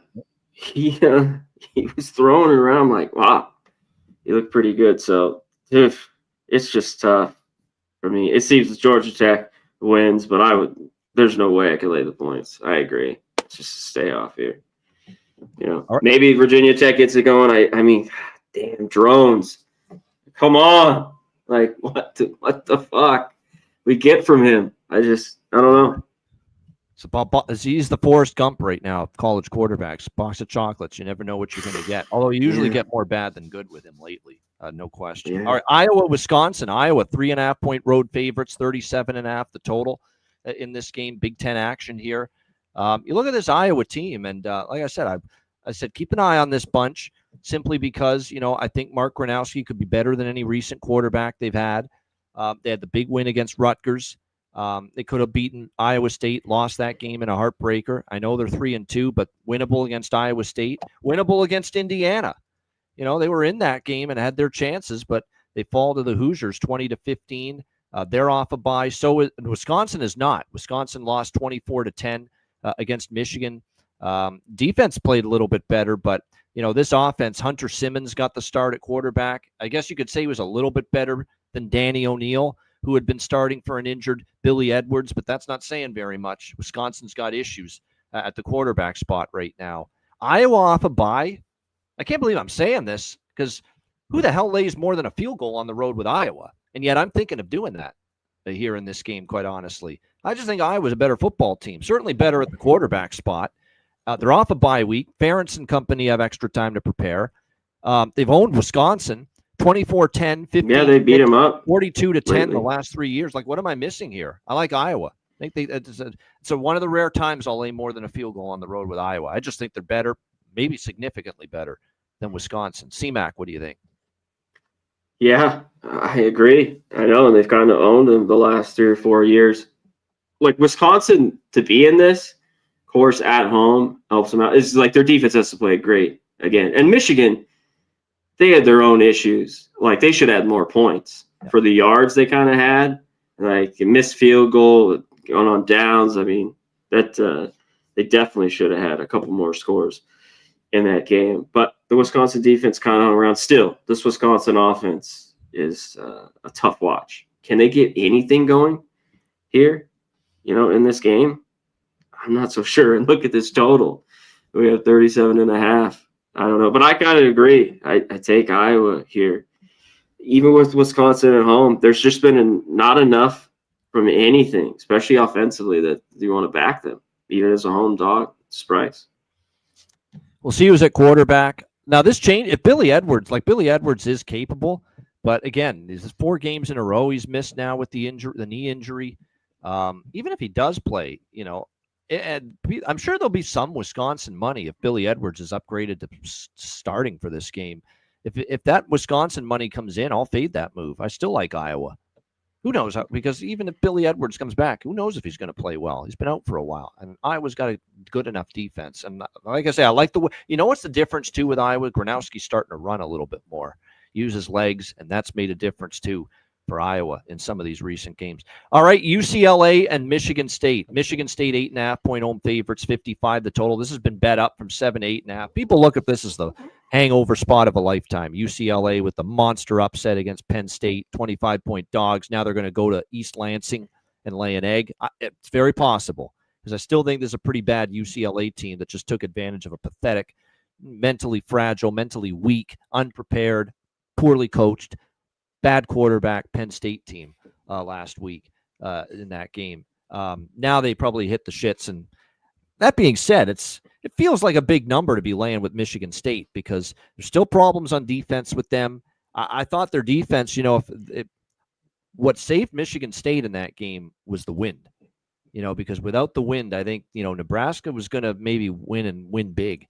Michigan State, it felt for so long, was kind of hanging around. It always felt like Nebraska was going to win that game and played better. So there's still concerns about Michigan State's defense, which has struggled this year. And with Jerry Neueisel now calling the plays on offense for UCLA, and what I noticed with UCLA is they picked up the tempo. They're playing a faster pace. They played with some tempo last week against Penn State. Iamaleava, they used him running the ball, more RPO stuff. They used his legs and his mobility a lot more. The over, I think, stands out to me. I mean, I certainly don't want to back UCLA going halfway across the country off the biggest win in years for them against Penn State. It does feel like a letdown spot, but I think I don't love the number. I like the spot for Michigan State. Hate it for UCLA. I just don't know if I love the number. 8.5 with a defense that's really struggling for Michigan State. I think they're going to struggle here with UCLA a little bit, but as I like the newfound offensive approach we saw, they played faster tempo. They let Nico use his legs more. So I think UCLA will score here, but that UCLA defense, I think, will give up points here because I do like the Michigan State offense, especially at home, to do enough to put up points. They've been good scoring and points and moving the ball at home. Aiden Childs has played better at home than on the road. So I think an over is what I like the most here. CMAC, UCLA, Michigan State. Yeah, Michigan State has been an over team this year. And even kind of into last year, have been an over team. The last 10, 8-2 to the over. So maybe and that game was just the strangest game. I mean, they go down 14-0, then they go up 21-14. They just have a horrible fourth quarter. Lose. They do get the late touchdown. And then we're hanging on for the cover with that backdoor. They got the touchdown. Yeah. Both of us. And the defense. Years of that. Yep. Yes, I definitely liked it. So, and UCLA, it is just Huge win. If they can run the ball though, they're in this, I think.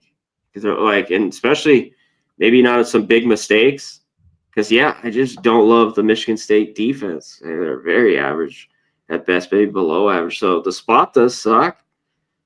But I kind of like UCLA. I would take them at least over the touchdown here. Stay within this one. And it's moved a little bit. Already, it's running around 8. I think they can hang. It's just a little bit of a hangover spot here. Maybe the over is just the look that there's some points. And UCLA defense, it finally gives it up. Can they be?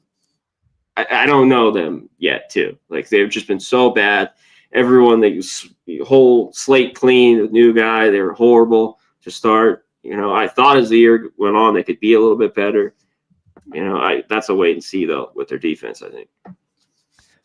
All right, next up, Kansas and Texas Tech, Big 12 action. Texas Tech, 13.5-point home favorite, 60.5 the total here in this game. Boy, it just continues to be really damn impressive for Joey McGuire and Texas Tech. I mean, both sides of the ball. Offensively, defensively, they've scored at least 34 points in every game, all 5 games, 5-0 straight up, 4-1 against the spread. Their only non-cover was against Kent State, of all things, by a hook. 0.5 point loss to the spread against Kent State.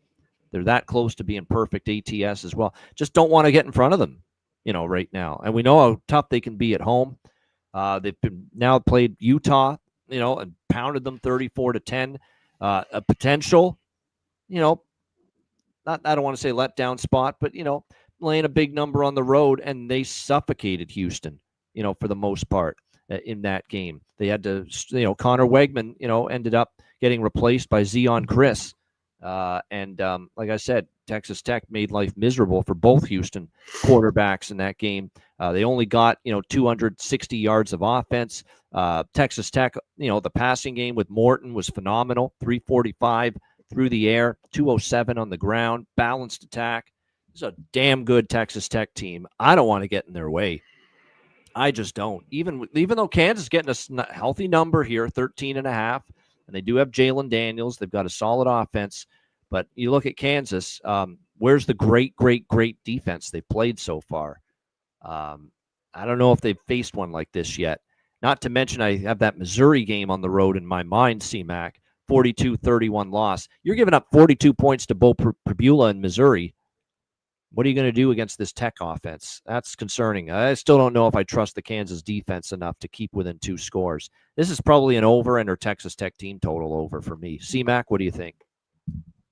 Yeah, I was thinking that if they want to, lay the 2 scores, even though I think they can take care of business. And if this defense keeps playing like this, that's the biggest thing for Texas Tech so far. I mean, how good offense is Utah?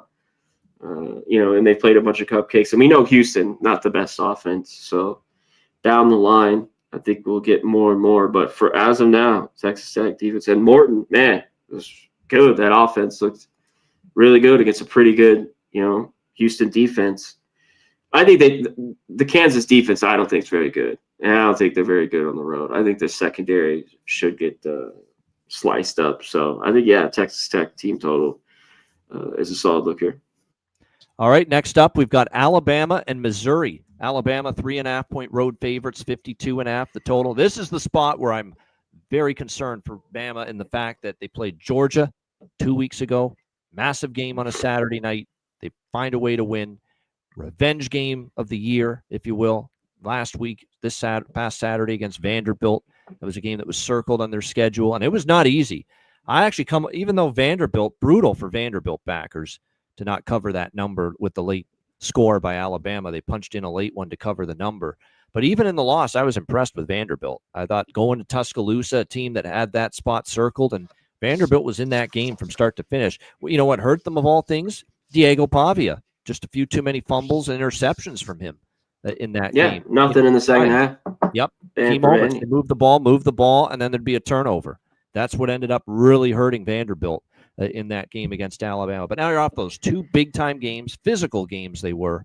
Now you're going on the road laying points against a Missouri team that has played very well. Now, I don't know if we know how good Missouri is because we know their schedule has been chock full. Played nobody. Great opponents. They haven't played much of anybody other than maybe South Carolina and Kansas, and those are good teams, but those aren't Alabama caliber good. Yeah. But they have looked impressive against who they played. There's no question. Bo Perbula, the Penn State maybe they should have kept Bo Perbula and gotten rid of that stiff Drew Aller. If you're James Franklin and Penn State, maybe they'd be better off. But Bo Perbula's played well at the quarterback spot. Missouri's rested. They're off the bye week. And here's Alabama coming in here for a third very, tough game, against, how much is in the tank for Kalen DeBoer's team? That's what I ask you.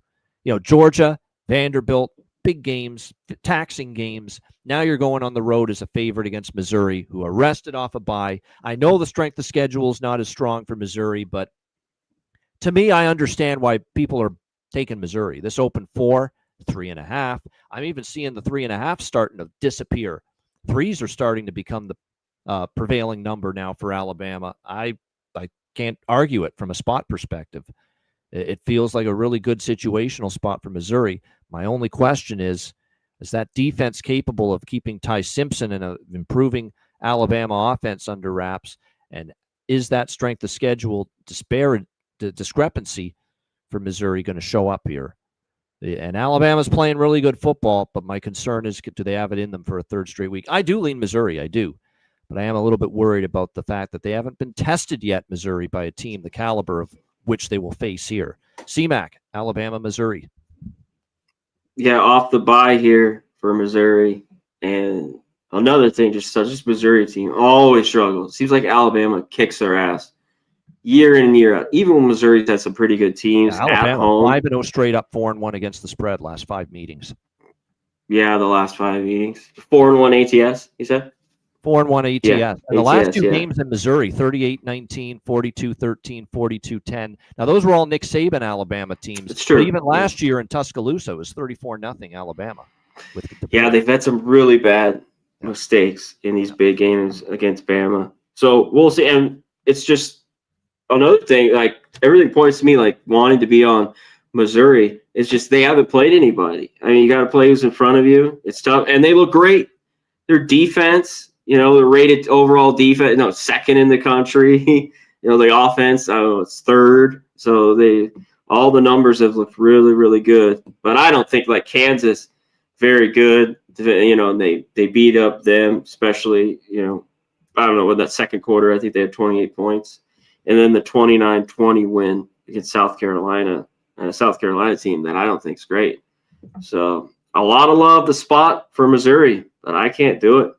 And this is tough for Bama. We'll see with DeBoer Simpson. You mentioned the third game here with Georgia, then Vandy. But I think the defense is starting to look better and better the last few weeks, I thought, for Bama, after they gave up a bunch there in week 1 against Florida State. So everything to me screams Missouri. I don't know if this team can get it done. I mean, if they do, it'll be huge. I mean, this is massive for them at home. Place should be going crazy with Bama in town, but right now, can't take them. Washington State, Ole Miss. Ole Miss 32.5-point home favorites, 58.5 the total in this game. Obviously, Ole Miss has been impressive. Their defense is starting to get a little credit, and it should. The way they played in some of their recent games. Tulane, they shut them down. LSU, they shut them down. And obviously they have found a quarterback here in Trinidad Chambliss, who has kind of, at least for the moment, kind of taken reins of the quarterback spot for this Ole Miss team. And I think it's justified. And you hate to see a guy like Austin Simmons lose his job to injury, but that's how good Trinidad Chambliss has been. The Ferris State product transfer. He's been excellent for Ole Miss. And the offense has been really good. I thought, not as productive against LSU, but LSU's got a little bit better defense. And the main thing is he moved the ball enough, and he put the points on the board when he needed to beat LSU in that game. Both teams are off a bye. Washington State, I just can't take Washington State. It could be a flat spot for Ole Miss. I get it. Off a bye, and now you're playing a non-conference team before you get back into SEC play. But they could score at will against Washington State because this is a Washington State defense. Let's not totally forget the fact and lose sight of the fact this is Washington State defense gave up 59 points to North Texas on the road earlier this year. Yeah. Not exactly what you want to see here playing Ole Miss. But Ole Miss has got to play Georgia. Huge matchup next week in Athens, in between the hedges, Sanford Stadium next Saturday. Massive game for Ole Miss. How much stock is the Lane Kiffin putting into this game? Maybe Ole Miss first half team total, get in, get out. Maybe they take their foot off the gas in the second half with a lead. I could see that. I think if I'm investing in Ole Miss in this game, I prefer a first half look with either the team total or the point spread. But other than that, that's just a lean. Not totally sure I'll get involved. But I do worry, even in a potential flat spot for Ole Miss, how's Washington State getting stops against this offense, considering the Cougars gave up 59 to North Texas on the road earlier this year? C-Mac, what do you think? Yeah, think of that. And they gave up what? 59 at home to Washington, right? Yes, they did. 59-24 at home. Yep. Man, that's like. And those are the only offenses with a pulse that they've played this year. Yeah, real team. So there's tough times a little bit right now for Washington State. Yeah, especially Ole Miss here. Their team total first half, if you get under 20. I try to look for these bigger games. That's a good bet. You know, we've picked on Oklahoma State a little bit, these teams first half. As long as it's under 3 touchdowns, you get to kind of 20.5, I think could be good. And that's probably what it'll be right around. Because I think full game with this should be, 45? The Ole Miss team total? Or in that area? First half team total is 26.5 for Ole Miss. Wow, it's that high? Yeah. Ooh. Damn, that's crazy. They padded it. They padded that. Yeah. Yep. That's great. That's a little bit. They definitely need 4 scores. Maybe they get it. So, but this should be. It's just the flat spot you talked about for Ole Miss, their schedule. So, yeah. How about first quarter team total? 10.5 for first quarter. 10.5, 2 scores. You need 2 touchdowns, not just a touchdown, a field goal. 2 touchdowns is what you're going to need there. But yeah, so they didn't give you a bargain on that. They didn't give you a cookie on that one with the Ole Miss team total looks. All right, Iowa State, Colorado. We've got Iowa State 3-point road favorites in Boulder, 52 the total. Money's come in on Colorado. Tell you what, if this defensive injury report doesn't get any better for Iowa State, I'm not really rushing to take them in this spot. But this Colorado team, we saw them against TCU. You know, they sputtered on offense in the second half. It was a step back for Caden Salter after he played pretty decently against BYU. You got Dion dealing with more health issues. Apparently, the blood clot issues have come back for him. He looked like he was barely able to move around on the sideline during that game against TCU. So there's that going on. That's a distraction, you know, for this Colorado team. So it's a tough game. But Iowa State's defense with these injuries, I mean, Cincinnati did whatever they wanted in that game. I downgrade the defense quite a bit. Can Iowa State move the ball on Colorado's defense here? They probably could. You know, right now, Iowa State I've got as an over team. Like, I don't want anything but overs with their totals. Their defense is banged up. They're injury-riddled in the secondary. But Rocco Becht in the offense is still very capable, and they still scored 30 points despite losing to Cincinnati on Saturday. So I kind of lean over in this game, 52. I know because I think Iowa State can still have success moving the ball on Colorado. I don't know if the Colorado defense is going to keep them in check. And I know Salter in the offense has been spotty for the Buffaloes, C-Mac, but Iowa State really is decimated a bit on defense, and maybe at home Colorado can have some success moving it. C-Mac, what do you think here? Hey, both these teams are banged up. Colorado a bunch. You talked about Iowa State on the defense, and even the secondary. You know, a few corners. There's a lot of good kids. Salter take advantage of that. I mean, at times it looked pretty good. The game was 21-21. I mean, he had some bad interceptions. He did have 3 picks again in that game, and TCU gets a couple late scores to get the win there, 35-21. I think Iowa State plays better, but yeah, this just seems tricky a little bit. Maybe it just does get over. And Colorado's defense at times, like I think, is played all right, and then they've looked kind of like out of whack, and they give up points quickly. You know, they play a good quarter of football offensively, and then another quarter they just like look awful. So I'm not sure what we get from them. So yeah, I'm off of now. All right, Arizona State, Utah, as we stay in the Big 12. We've got Utah 5.5 point home favorites. The total here, 48.5 across the board. Oh, I want to say before we continue on this game, Razor Sharp picks. Check him out. Shout out to him. He's in our chat. Yes. Good to see you, my friend. Good luck to you as well. Doing a great. I heard he's crushing the playoffs in baseball. I caught one of his tweets on the other day, and he's just crushing the MLB right now. Oh, yeah. MLB's been good for me, too. Great weekend. Yep, great stuff. So MLB shout out to playoffs, Razor. yeah. Good to see you, my friend. Hope all is well with you and yours. This is a great matchup. Obviously, these are two of the better teams in the Big 12, no question. You look at Arizona State, and this is not a completely not everything is right with Arizona State. They lost to Mississippi State. They barely beat Baylor, and they needed things to go their way. I thought TCU was going to beat them, and TCU kind of coughed that one up and choked, in the fourth quarter against Arizona State a couple weeks ago. When Arizona State, credit to Arizona State, they got a good quarterback, great coach, obviously, and Kenny Dillingham, and very mentally tough and resilient to come back in both of those games. And don't forget the Mississippi State loss. They were down big in that game and came back to tie it.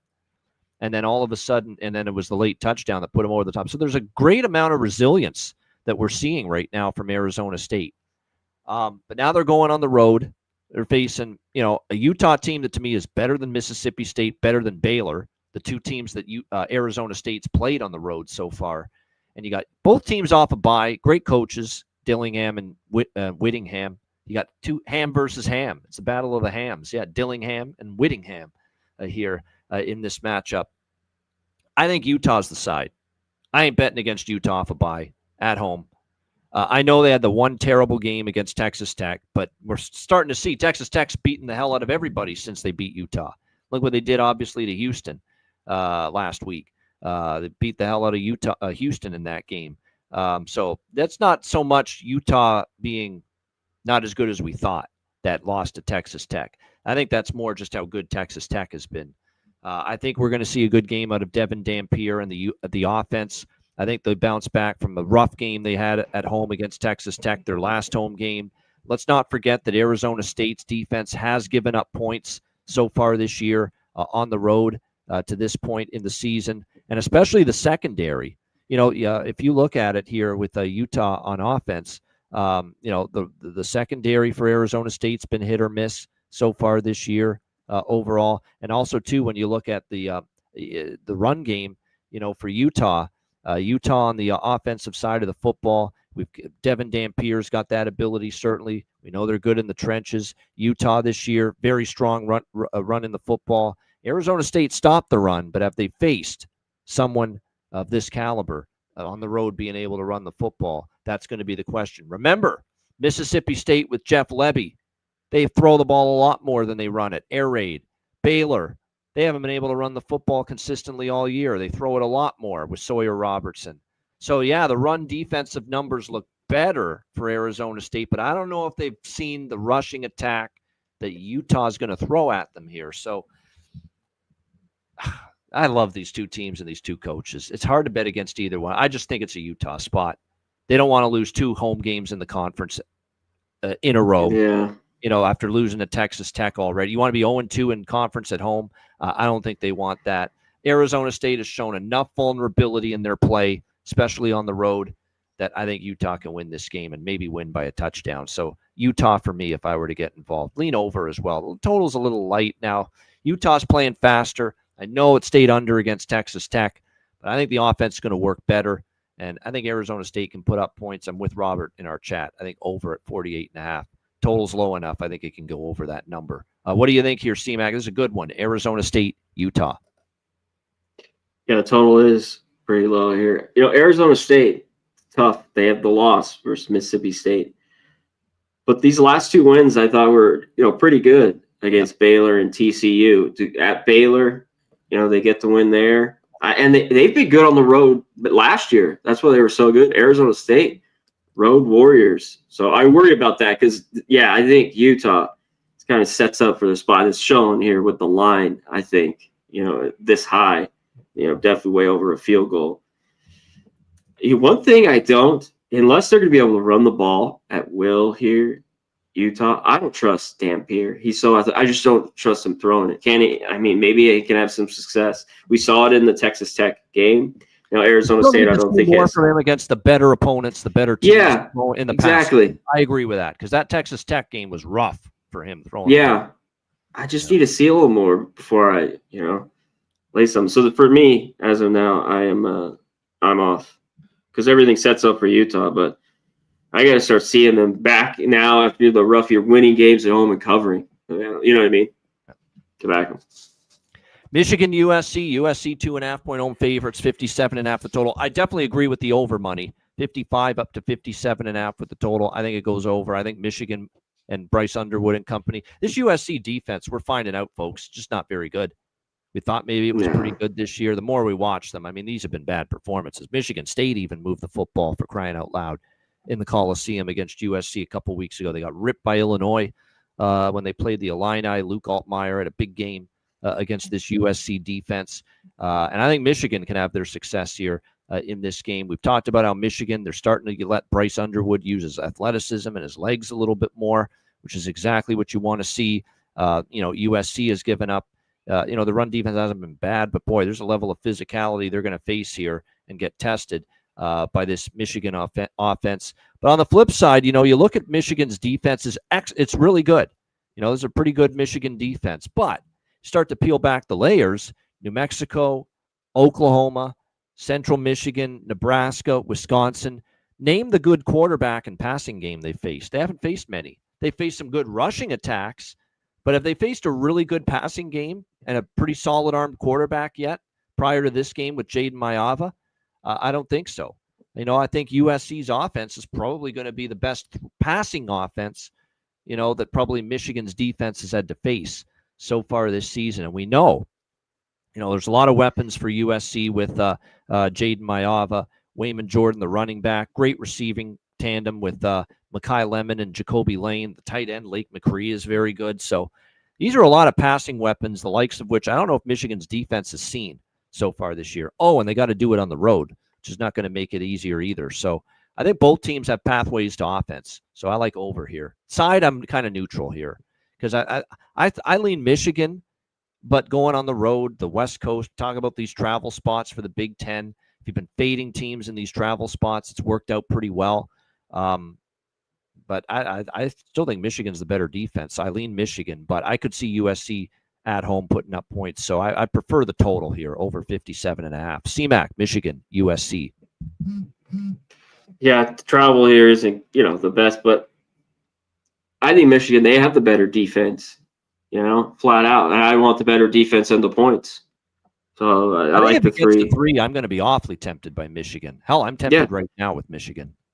Yeah, I am. I don't think SC. The only concern I've got.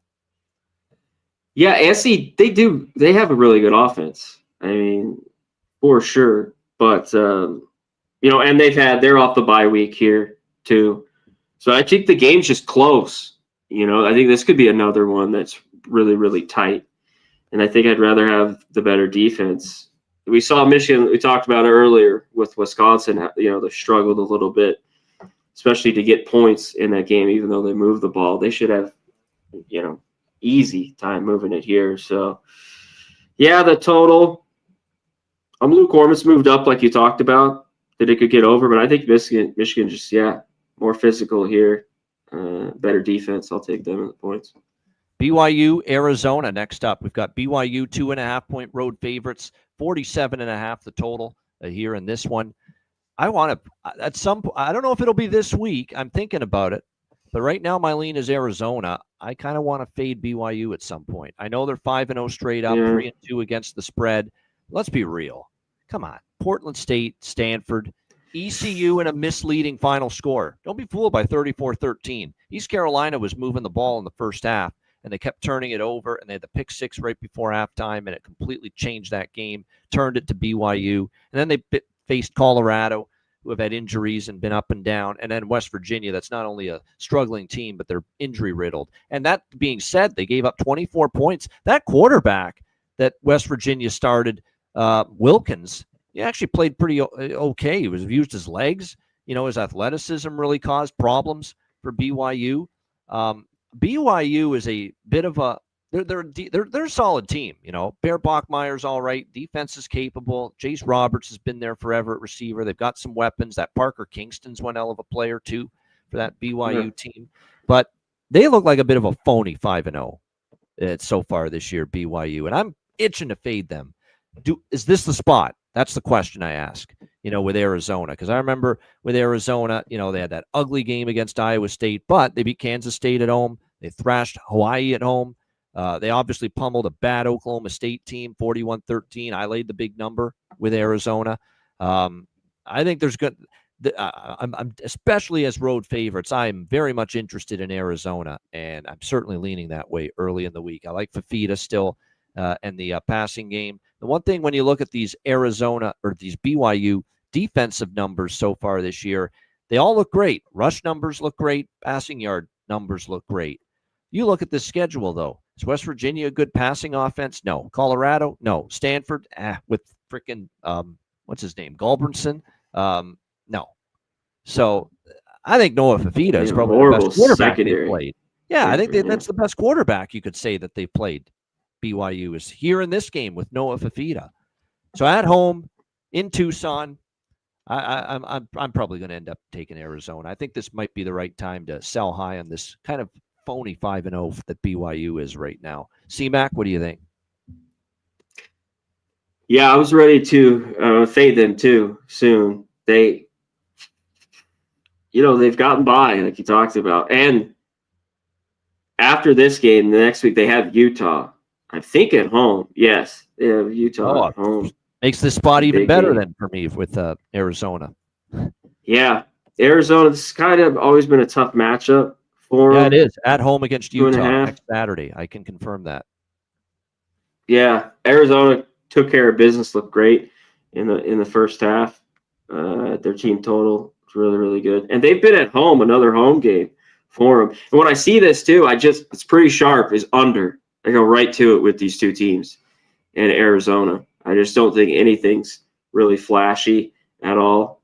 BYU, I still think has a pretty good defense, even giving up the kind of those points in that game. That was a little bit home game after back-to-back road games, even though it was Friday night. It kind of just took care of business. Bachmeier looked good. I got to see more from him as well. And I don't think they're really deep at receiver, is BYU. This is tricky. Tricky one for me. I think it could be a close game. So as of now, I lean under. All right, next up, Arkansas and Tennessee. We've got Tennessee 13.5-point home favorites, and the total here at 69. Big total, but you can understand why. Tennessee off the bye week. Both teams off the bye week. Tennessee with that escape. 41-34 over Mississippi State. 5-0 to the over for Tennessee. 4-1 to the over for Arkansas. So these teams are a combined 9-1 to the over in their 10 games this year. I still bet over 69, even with the high number. I think it can get there. Tennessee should do whatever they want. I know they fired Sam Pittman, a head coach of Arkansas. Bobby Petrino, the offensive coordinator, is now the interim coach. Just because they did that doesn't mean all of a sudden Arkansas has grown a defense overnight. This is still a horrible, awful, atrocious Razorbacks defense. And I don't see how they get stops here versus Joey Aguilar, Chris Brazzell, and the Tennessee offense. I just don't see how they get stops at all. They've been absolutely putrid. And I know they made the coaching change. The coaching change be damned. It's not like they brought new players in on defense. It's the same, defense that's been terrible so far this year. So I think Tennessee probably still moves the football at will. Pass defensive numbers are terrible. The run defensive numbers aren't much better for Arkansas. Tennessee should do what they want. But, you look at the Tennessee team more and more, C-Mac. 44 allowed to Georgia. Even that Syracuse game, Steve Angeli, they give up 26. UAB gets 24 points. I just watched UAB do nothing on offense against Army.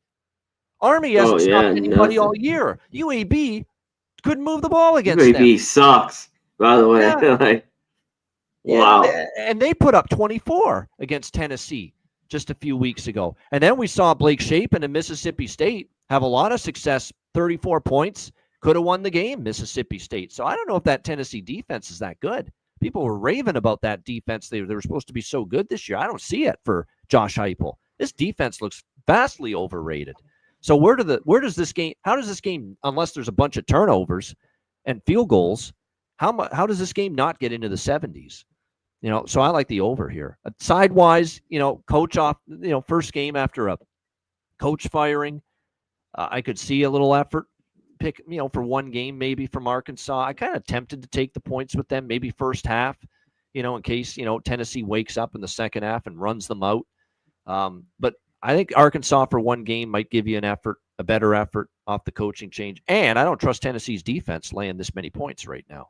So for that reason, I kind of lean Arkansas. I more so first half if I take Arkansas. And I like this over. I think it goes over 69. CMAC, Arkansas, Tennessee. I think we get a better effort from Arkansas. Just Pittman is gone, long term, we'll see, obviously, with everything that's going on with Petrino and everything. But Arkansas, I want 2 touchdowns. If this moves more, I'll take Arkansas because I think their offense can move it. Now, they're horrible defensively. Maybe it just gets into, a crazy shootout. And they just look so bad against Notre Dame. We talked about that's the last thing we saw from them. They blow the game against Memphis. But at Ole Miss, 41-35, I think this game, that they could definitely be in it. And I don't trust Tennessee, even at home here. Always a good kind of rivalry game here, Arkansas, Tennessee. So if I can get over 14 here, I'll be on Arkansas. Yeah, I'm kind of leaning in that direction too. Arkansas plus the points. All right, Florida and Texas A&M. We've got Texas A&M 7.5-point home favorites, 46.5 the total here with this SEC matchup. Just when you think Billy Napier dead and buried, right? Losses to USF, LSU, Miami, and there Back he is, from the beating dead. Texas. Rising from the corpse. Right there, 29-21 against Texas, although that's pretty putrid quarterback play from Arch Manning. Good God, what a nightmare for Arch Manning this year. Oh, my goodness. To think all the hype and all the anticipation, and he looks like nothing more than an average college quarterback. Let's call it like we see it. That's what he looks like. That's exactly what average might be nice, might be kind at this point in reference to Arch Manning. We'll get into that more when we talk Texas, Oklahoma, but give Florida credit. Played a really good defensive game. I think what stunned everybody, is that if you watch that game, Texas-Florida, there was no fluke to it. Florida pushed Texas around in the trenches, both sides. They did. They ran the ball. Jordan Baugh, had 107 rushing yards. DJ Lagway, who could barely, throw the ball forward with competence for much of the season, especially against LSU. He completes 221 for 28, 298 through the air, 2 touchdowns. He looked excellent in that game. He looked like the guy that should be NFL bound, not Arch Manning, honestly. That's crazy to say that, especially because we thought very highly of Texas's defense. And I don't know what happened to them. They gave up 159 on the ground, 298 through the air, close to 450 yards over 450 total yards given up to Florida. But give Florida credit. Here's Billy Napier. Now, here's the problem. Sometimes with these Billy Napier coached Florida teams in recent years, they come back down to earth and lay an egg again after a good game. Does that happen here against Texas A&M, who beat down Mississippi State 31-9? I will say this defense, which struggled early in the year, last 2 weeks against Mississippi State and Auburn, they've turned it around, and they've gone from a dead nuts over team to 2 easy unders. You couldn't have gotten any easier unders out of Texas A&M the last 2 games. That's kind of where I think this game is. I don't think Lagway's doing that again, especially now on the road. That's another thing. That game was at home in Gainesville. Now you've got to play Texas A&M on the road. I don't think Lagway is going to come close to doing what he did last week against Texas, now having to go on the road against this improving Aggies defense. It's what do we get? The problem with laying 7.5 is it's always, what do I get from Marcel Reed? Is he going to be the 41-point slice and dice Notre Dame's defense, Marcel Reed? Is it going to be the 31-point offense against Mississippi State? Or is it going to be that game where they had a million chances to bury Auburn and pull away, and they never could, and they only won that game by 6? So that's my only hang-up. I think it's a situational spot lean for me with Texas A&M here. I just don't know if I want to lay more than a touchdown. However, the early money's come in on Florida. This falls to 7 or even below 7. Then my radar starts to go up here when it comes to wanting to back Texas A&M here. CMAC, what do you think? Florida, Texas A&M. Yeah, until like game 2, Florida, 8 straight unders as well. That's what I lean in this game is under. They need that defense to play well. Because one thing from the dead, Lagway from the dead, that's what I don't trust in this game. Because if he's okay and actually hitting his receivers in the numbers and leading them and not throwing them from behind them and on the ground, so I think Florida could be in it. But I've seen enough from him sometimes on the road. But if he's just all right here, doesn't turn the ball over, I think Florida's defense kind of could keep him in this game. A&M, everyone loving A&M though right now, right? 2 big wins. The defense has looked a lot better. Even kind of, I know those games, they're kind of easy, type games, Utah State, where maybe the defense is going crazy, UTSA. But, yeah, again, Mississippi State couldn't get anything going, especially all game long, but really in the first half. So, yeah, I kind of like Florida. I don't know now if I trust them on the road in Lagway a little bit. But I think their defense could be good enough here to keep this game under. All right, LSU hosting South Carolina. We've got LSU 9.5-point home favorites, Baton Rouge on a Saturday night. Keep that in mind. It's a Saturday night game. Usually gives a little bit more of a home field advantage for LSU when they play at night. 9.5-point home favorites, 43.5 the total. Has LSU fixed their offense? That's going to be the ultimate question coming into this game. You've got both of these teams off a bye week. LSU is coming off the 24-19 loss to Ole Miss. South Carolina beat Kentucky handily 35-13. There's a lot of issues for LSU on offense. Nussmeier hasn't been great. The offensive line hasn't been great. There's been issues with play calling at times. There's been issues as far as just overall production with this football team and both the run game and the pass game. I mean, when you look at these numbers for LSU, and they're having a real hard time getting the passing game going. In particular, there's been interceptions. There's been certainly mistakes on that side. And the run game, they're not running the football at all, LSU, so far this year. 3.6 per carry, 119 in terms of rush yards per game, 114 in yards per carry. Not exactly what you want to see. And both of these teams have a bye. South Carolina, I've been all over the map with them. I thought early in the year, what's wrong with this team? With the win against Virginia Tech wasn't impressive. They struggled to pull away from South Carolina State. They had the blowout loss to Vanderbilt. They did cover and defeat against Missouri on the road 29-20 a couple weeks ago. And then they bombed Kentucky 35-13. That was more so a lot of Kentucky mistakes. Lenora Sellers was all right. He wasn't great. The good news is the defense was great. Cutter Boley made a bunch of mistakes, 2 interceptions. Defense was suffocating. I will say this for South Carolina, their defense is starting to show some signs of improvement, and that's a good because they lost a lot from pass defense. Looked pretty good, yeah. They lost a lot of great defensive players to the NFL draft after last year, and that's a good sign that South Carolina is starting to show some improvement on that side of the football. So, put it this way: both teams off a bye. I still give Beamer a coaching edge a little bit over Kelly. I South Carolina lean for sure. Don't know if I bet it.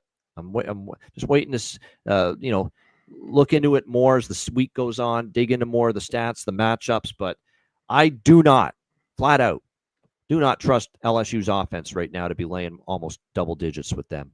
So South Carolina lean for sure. CMAC, what do you think? That's how I feel too. I don't know if I trust this LSU team as well. Both teams off buys here. It is at night. But what I like is LSU, the defense a little bit. South Carolina's defense, both these defenses have been good. LSU's without, their numbers.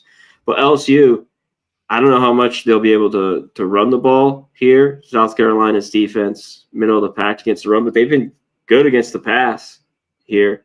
I know they haven't had the craziest schedule, but of course, Vandy, the loss at Missouri where they lost by 9, and then Kentucky. So I think they're in this one. All 3 phases, of course, special teams with South Carolina. So I'm leaning their way in the points in this game. And we have this low total. Will there be more points? But if it's lower scoring, I think they can at least hang around in the game. LSU might win, but I don't know if they cover. All right, Ohio State and Illinois. Very interesting Big Ten matchup here in Champaign. Ohio State, 14.5-point road favorites. In this one, 50.5 being the total in this game. The more I watch Ohio State on defense, the more I'm impressed. I've even got to give it to a guy that we've criticized a lot, especially in his NFL days, Matt Patricia. Let's give him his due. This defense is a heck of a defense right now. No other way around it. Look what they're doing. I know Arch Manning and Texas on offense has struggled way more than we expected, but look at the game since then. Ohio, pretty good MAC offense, 9 points. Washington's got a good offense. Damon Williams, we like him. We like Jonah Coleman. They went on the road to Seattle and only gave up 6 points to Washington, and then completely suffocated Minnesota last Saturday night in the shoe. That's a really damn good defense. Now, Illinois' offense is pretty capable.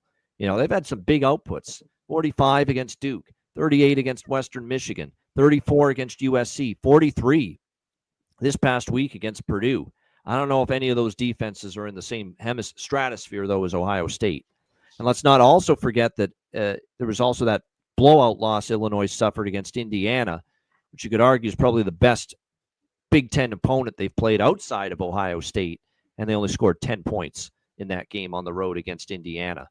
So the jury's out about Luke. Luke Altmaier has made significant strides as a college quarterback. And I like a lot of the pieces on this Illinois offense. Fegan is a really good player for Illinois. They've got Ethan Hampton, they've got weapons here, this Illinois team. No question about that. Like I said, Fegan, they've got obviously some good receivers like Colin Dixon, Hank Beatty, who had a really big game against Purdue. But this is a different animal defensively here, taking on Ohio State. Julian Sayin has been, just solid, right? He hasn't had to be flashy. He hasn't had to be spectacular. He knows how good the defense has been. And more importantly, Julian Sayin is not putting his team at risk of bad mistakes. So far this year, 80% completions, unbelievable efficiency, 80% completions. He already has 1,300 passing yards, 13 touchdowns, just 3 interceptions, limiting mistakes. I always want to bet a home dog in this type of situation, usually 14.5. I don't know if I can do that. I think there might be a class difference, and maybe a big class difference, Ohio State to Illinois, with what I'm seeing right now from this Buckeyes defense. And I worry about those old Luke Altmaier mistakes coming to the forefront here against by far the best defense he's seen so far this season. That the mistakes come back, he gets rattled under pressure. And if you can pressure him, that's when he starts to make mistakes. Look at Indiana prove that, a few weeks ago. So I don't know if I'll be betting this game, but this is actually one where I could see the big road favorite covering. I don't know if I fully trust Ohio State for 4 quarters. Even though they got the home field in this game, I don't know if I fully trust them here. And remember, this is going to be a Saturday afternoon game, big noon, so the home field advantage is taken away. And I also have to point out, now it's been a while since we've seen Ohio State face Illinois, but I know back in the day it was all Ohio State in this series. We'll see if the dominance continues for the Buckeyes on Saturday versus the Illini. C-Mac, what do you think? Yeah, Illinois, their defense has to show up, and it's just, from what I've seen, it hasn't. It hasn't looked very good. Even Purdue should have more points too. They had a couple bad fumbles in that game there. One thing that's just been a consistent bet for me is I think Ohio State could get their team total, but I just took any team that they played against, their team total under. And Illinois is probably going to be, 17.5? It should be right around there. I think you can look under. This defense has been the best defense, I think, so far in the country. Just a tough road spot. And Bielema, as a dog at home, he's been pretty good over the years. And they haven't played, since 17, 16? Oh, yeah. It's been a long time since Ohio State. They last played. Yep. Yeah, since they last played. So, and the Illinois defense, we saw it at Indiana in some of these games. I mean, SC had no problem. It seems like they should be able to score here easily. What do we get? We get a team up for it, a dog like this at home. I don't know. And then you mentioned Sain's been really good. He hasn't had any adversity to face the team, And what helps is that defense. Yeah. That defense has backed him fully, no question. And they've been absolutely spectacular for Ohio State. What concerns me is I'm seeing these pass defense numbers for Illinois. They're not really good. And now you've got to face one of the best duos at receiver in the country, the whole country, when you're talking Jeremiah Smith and Carnell Tate. To deal with those two guys, at wide receiver, for that Illinois secondary that's been burned at times, that's a big concern for me, for Brett Bielema and his crew in this game. All right, next up we've got Stanford and SMU. We've got SMU right now. It looks like a 19.5 point home favorite, 55.5 the total. I lean SMU, lean over. I haven't bet it yet. Don't know if I will. I don't know where Stanford's stopping SMU. This is pretty bad. Stanford defense all over again. Early in the season, they had a couple decent games, but now that they've started to face some better teams offensively, they've once again kind of reverted back into that porous Stanford defensive team. Kevin Jennings and SMU should be capable of having success here in this game, especially when you factor in that Stanford, they've really struggled against the pass, and that's in. But what's funny about SMU is the rushing attack hasn't been as solid, but the passing numbers have been good. And Kevin Jennings has improved as a passer. So they still should be able to move this football pretty damn successfully here against Stanford in this game, who, again, have given up 29 and 48 their last two games against San Jose State and Virginia. Virginia on the road, they gave up 48. SMU can probably get into the 30s, if not 40s here. What can Stanford do offensively? Because I will say this, the offense has improved under Frank Reich with Gulbranson. He's been serviceable. He's thrown the ball. They can't run the football very well, Stanford, but they have been able to move the ball through the air. And look, the pass defense of SMU, it's not great. They're giving up an average of over 300 passing yards per game. So SMU can move it on Stanford. And I think Stanford, through the air at least, could be able to have some success moving it enough against SMU to help the over here. So I kind of think over 55.5 when I think of this game here, Stanford and SMU. I could only look at the favorite here, SMU, but they blew the cover last week against Syracuse. I'm a little bit gun shy of taking them again, laying big points, but they should move the ball. Maybe the team total over could actually be the best approach here if you're going to back SMU in this game, maybe even more so than taking the point spread and laying the points. C-Mac is back with us. What do you think here, Connor Mack, Stanford, SMU? I just heard you say that. That's the play. I would, not lay points. I just take their team total. Yeah. One thing, the Stanford defense is still really bad. And kind of the problems it's had the last few years is its secondary. In a lot of spots, dead last, giving up 315 yards. It's been horrible the last few years. And SMU, we know they want to throw it, top 30, top 25 per game. So, and SMU's defense just hasn't been, we only lay 3 touchdown type team. Could Stanford sneak in there? But I just think in the end, SMU gets their team total in this game. I had this circled last night. All right, next up, we've got Nebraska and Maryland. Nebraska 6.5 point road favorites, 47.5, 48 being the total here in this game.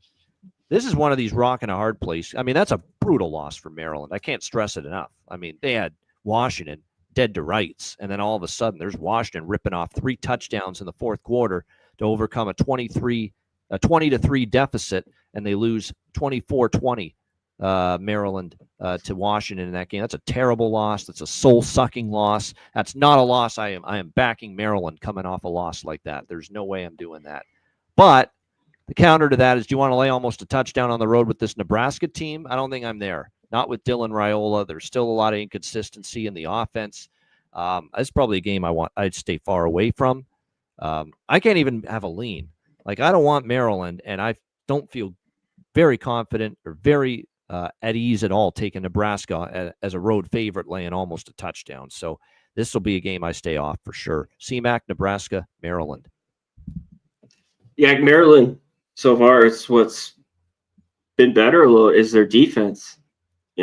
At that in these games, like better than I thought they'd be playing, and the numbers show it. Can Nebraska just be able to go in there and throw it all over them? I'm not so sure. So far, it hasn't really mattered a little bit at times. Mostly, it's been Washington who's been at quarterback for Maryland. Yep. They're not a team too that's been super fast, so we kind of want to slow it down. This total is low. I kind of lean that way under. They got to bring him and do a snooze fest. And I have to say, there's just no way I back Nebraska. Like even with this number. Well, we were against them last week, so yeah, we're not bullish about laying points on the road with them either. No, I just saw them, 27-10 at Wisconsin. They did get the win there. Yep. They were laying 10, I believe. Yep. I think they were laying 10, but it's just something. Yeah, I doubt I might get involved, but I lean Maryland here. They are 2-0. Just tough loss. Yeah. Yeah, it's dogs, Maryland. You mean? Underdogs this year, Maryland's. I will say that. Yeah. So maybe that swings it to a slight lean for me with Maryland, but I don't know if I'll be getting to the window on that game.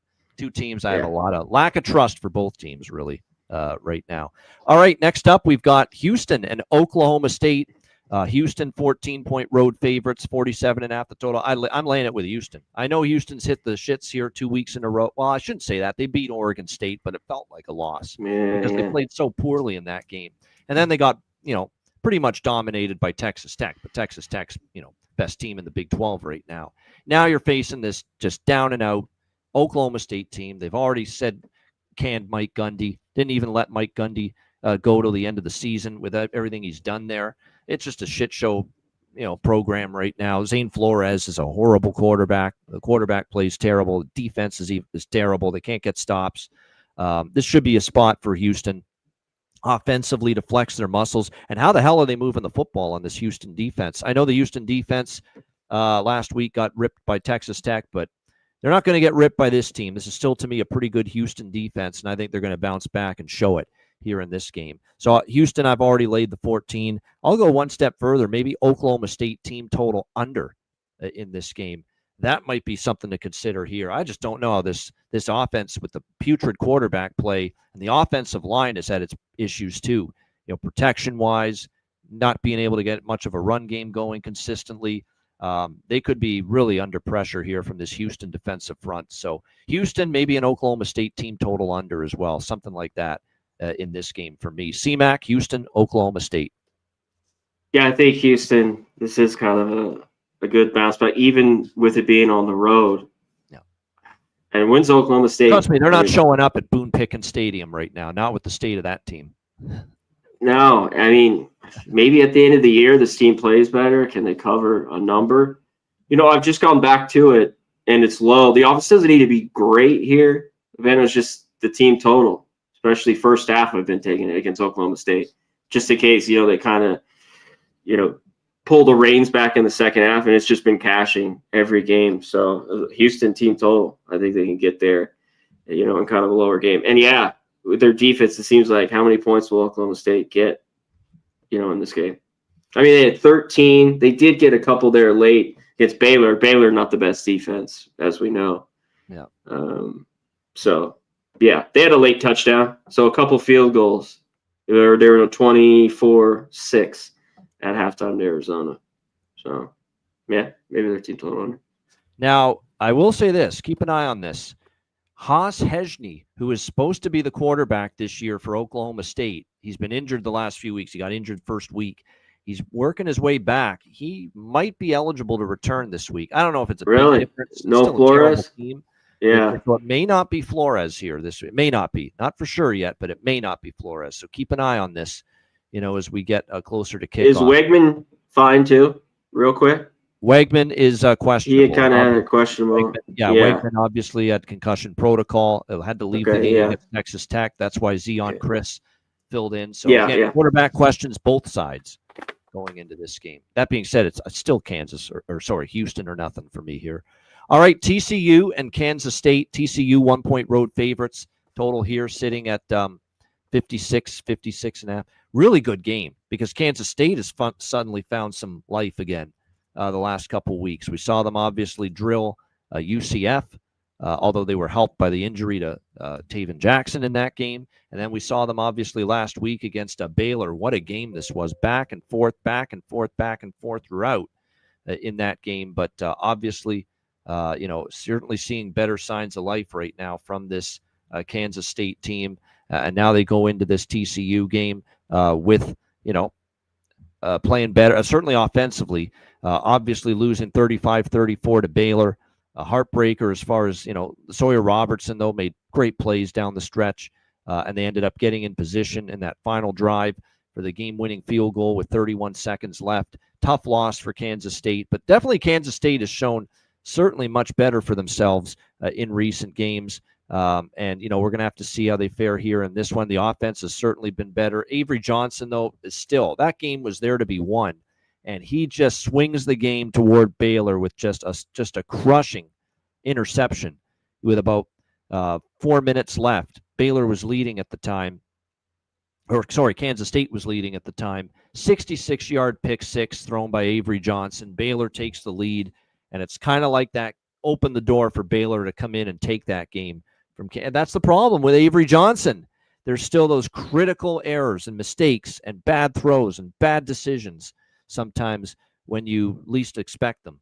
And so that's the problem here, is trusting Kansas State. 1-point dog. Their offense is back on track the last 2 weeks with the Baylor and the UCF games.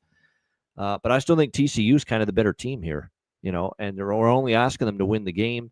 The one concern would be what our guy in the chat is saying about TCU is Kansas State's a run-oriented offense. There's no question. They want to run it. Certainly more than trusting Avery Johnson in the passing game. And when you look at TCU, as far as stopping the run, it hasn't always been there for TCU against the run. So we'll see how they fare here in this game versus obviously Kansas State. I lean over, though. I think there's going to be points because Kansas State's got their offense going again. I think Josh Hoover and the TCU passing game should be able to do this. I still don't like the Kansas State secondary. We've talked all year. That secondary is not great. You can throw on Kansas State. Sawyer Robertson proved that last week for Baylor. So I think TCU through the air with Hoover, they can move the ball. Kansas State on the ground against TCU, I think they can move the ball. So I like over, lean TCU. CMAC, TCU, K-State. Yeah, when I looked at this, I kind of lean over. I don't make these defenses. At times they've been all right. At others they haven't. They still get gashed. Haven't looked really good. Yeah, TCU against the run. TCU, they don't run a ton, of course, with Hoover, 125 yards a game, 107. But Kansas State, this is their big thing. They haven't stopped the run this year. They're giving up 167 on the ground as Kansas State. They've been a little bit better, against the pass so far. But how much did Baylor had no problem last week. What did Robertson have? I know he had a big game. 345. Yep. There you go. He was all game long, so Hoover should easily get that. So, yeah, maybe this is light. Seems like it could be a really tight game. It's tough. Kansas State at home, you think that this could be it. But Johnson, and to all his backers, used to give me some shit. You can't say anything right now. He's got to come up big here at some time. But, yeah, this one at the number right now, I kind of have nothing, but I agree with you a little bit, the over. All right, NC State, Notre Dame. We've got Notre Dame 22.5-point home favorites, 60.5 the total. Finally, the first Notre Dame game to stay under the total against Boise State. And look, they actually looked a little out of sorts for a good – couldn't stop turning it over early in the game. They were moving the ball, Notre Dame, but then they would turn it over, often in Boise State territory. And that's what ended up – Boise State, too. Yeah. Yeah, we'll get into it. Go ahead. Well, yeah, their own offense couldn't get out of their own way either in that game against Notre Dame, only scoring the 7 points. But and Notre Dame still got to 28 points and put up almost 400 yards, but it was all it was the turnovers early, the fumbles early, and then Madsen, my goodness, 4 interceptions for Boise in that game. I'll say this, Notre Dame's defense, after being terrible to begin the year, that's 2 good performances in a row against Arkansas and against Boise State. Now we'll see if they can do that again here against NC State, who, one thing I'll say about the Wolfpack this year with C.J. Bailey is they can score points. Their offense has been very good. They've scored into the 30s most of their games. It's been obviously an improved Notre Dame defense the last couple weeks, but can CJ Bailey and company still be able to move the football well enough in this game is going to be the question. But like I said, he's got obviously some decent weapons as well to throw the football to Bailey in this offense with Aiden Green, Cameron Seldon. They've obviously got Terrion Stewart. They've got obviously Hayden Hollywood Smothers, I should say, to run the football. They've got Terrell Anderson, Justin Jolly, Wesley Grimes, good receivers. Hollywood Smothers, good running back. CJ Bailey has improved as a pocket passer this year. I think Notre Dame will move as long as they don't have red zone issues, which they had against Boise at times, and turnover issues like they had against Boise. CJ Carr, Jeremiah Love, Jadarian Price, and company should roll up the points at home against NC State's defense. I don't think NC State's defense is that good.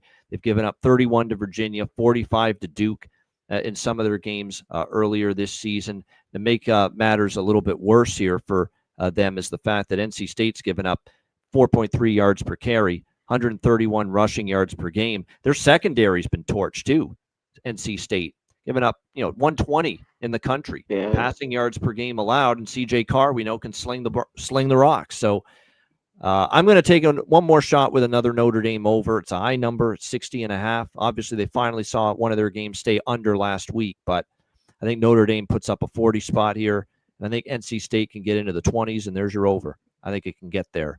C-Mac, what do you think? NC State, Notre Dame. Yeah, NC State's defense, I don't think it's very good. Notre Dame should be able to do what they want, even their team total. Because I don't know if you want to lay the 22.5. I would just go with their team total in this. I mean, we saw Boise still cover that game. They are snuck in. So I think NC State as well as huge inflated numbers. Boise State, though, in that game, I mean, they moved the ball. They had more first downs than Notre Dame. I mean, 315 total yards. Both teams had a ton of penalties. Boise 13 for 112, Notre Dame 11 for 112. And Boise time possession, basically 11 minutes over Notre Dame. All those interceptions were just horrible. Moore's back for Notre Dame, which helps out. Their top corner. He had a couple picks, which is really big. Notre Dame, too, in that game had to go for it on fourth down when they drove down the ball a bunch. Their kicker, they don't have a kicker, so watch that.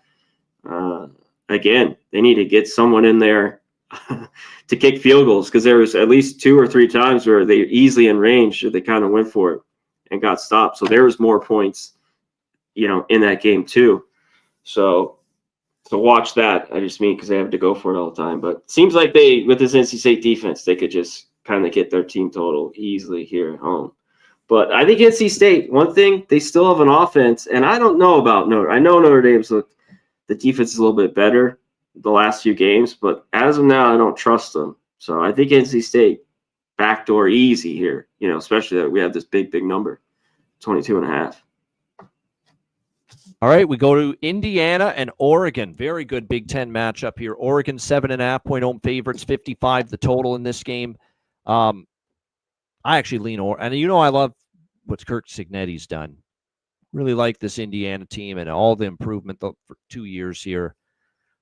But I don't know. It was Illinois a great win. Is Illinois in the same stratosphere as Oregon? I'm not totally convinced of that. And then you turn around and you see how on the road last week against Iowa, Indiana's life and death to win that game. They hang on 20-15. The offense sputtered. It was not a great performance from Fernando Mendoza at quarterback. Hemby, the running back, they really couldn't get much going consistently. And a good first drive, and then after that, it seemed like it was a slog for the Indiana offense to get things on track against that Iowa defense. And now, of course, that was 2 weeks ago, by the way, not last week. Both teams off a bye. If this game was last week, you worry that Oregon, emotional hangover after a big overtime win on the road at Penn State, but they've had the time to kind of recover and recoup. Always tough to play in Eugene.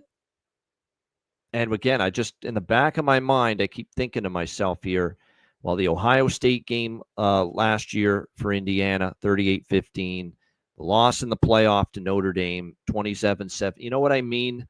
Against the real cream of the crop.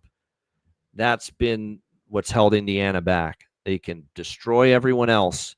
And then when they play a Notre Dame and an Ohio State, or maybe an Oregon in this case, those absolute best of the best teams in the country in college football, that's when they sometimes they're in over their head a little too much. So I kind of lean Oregon here. I think I respect Signetti too much, and they're getting 7.5. I think to maybe take Oregon, but I lean Oregon, and I worry that this matchup and the speed that Oregon will throw at Indiana might be a bit too much for them.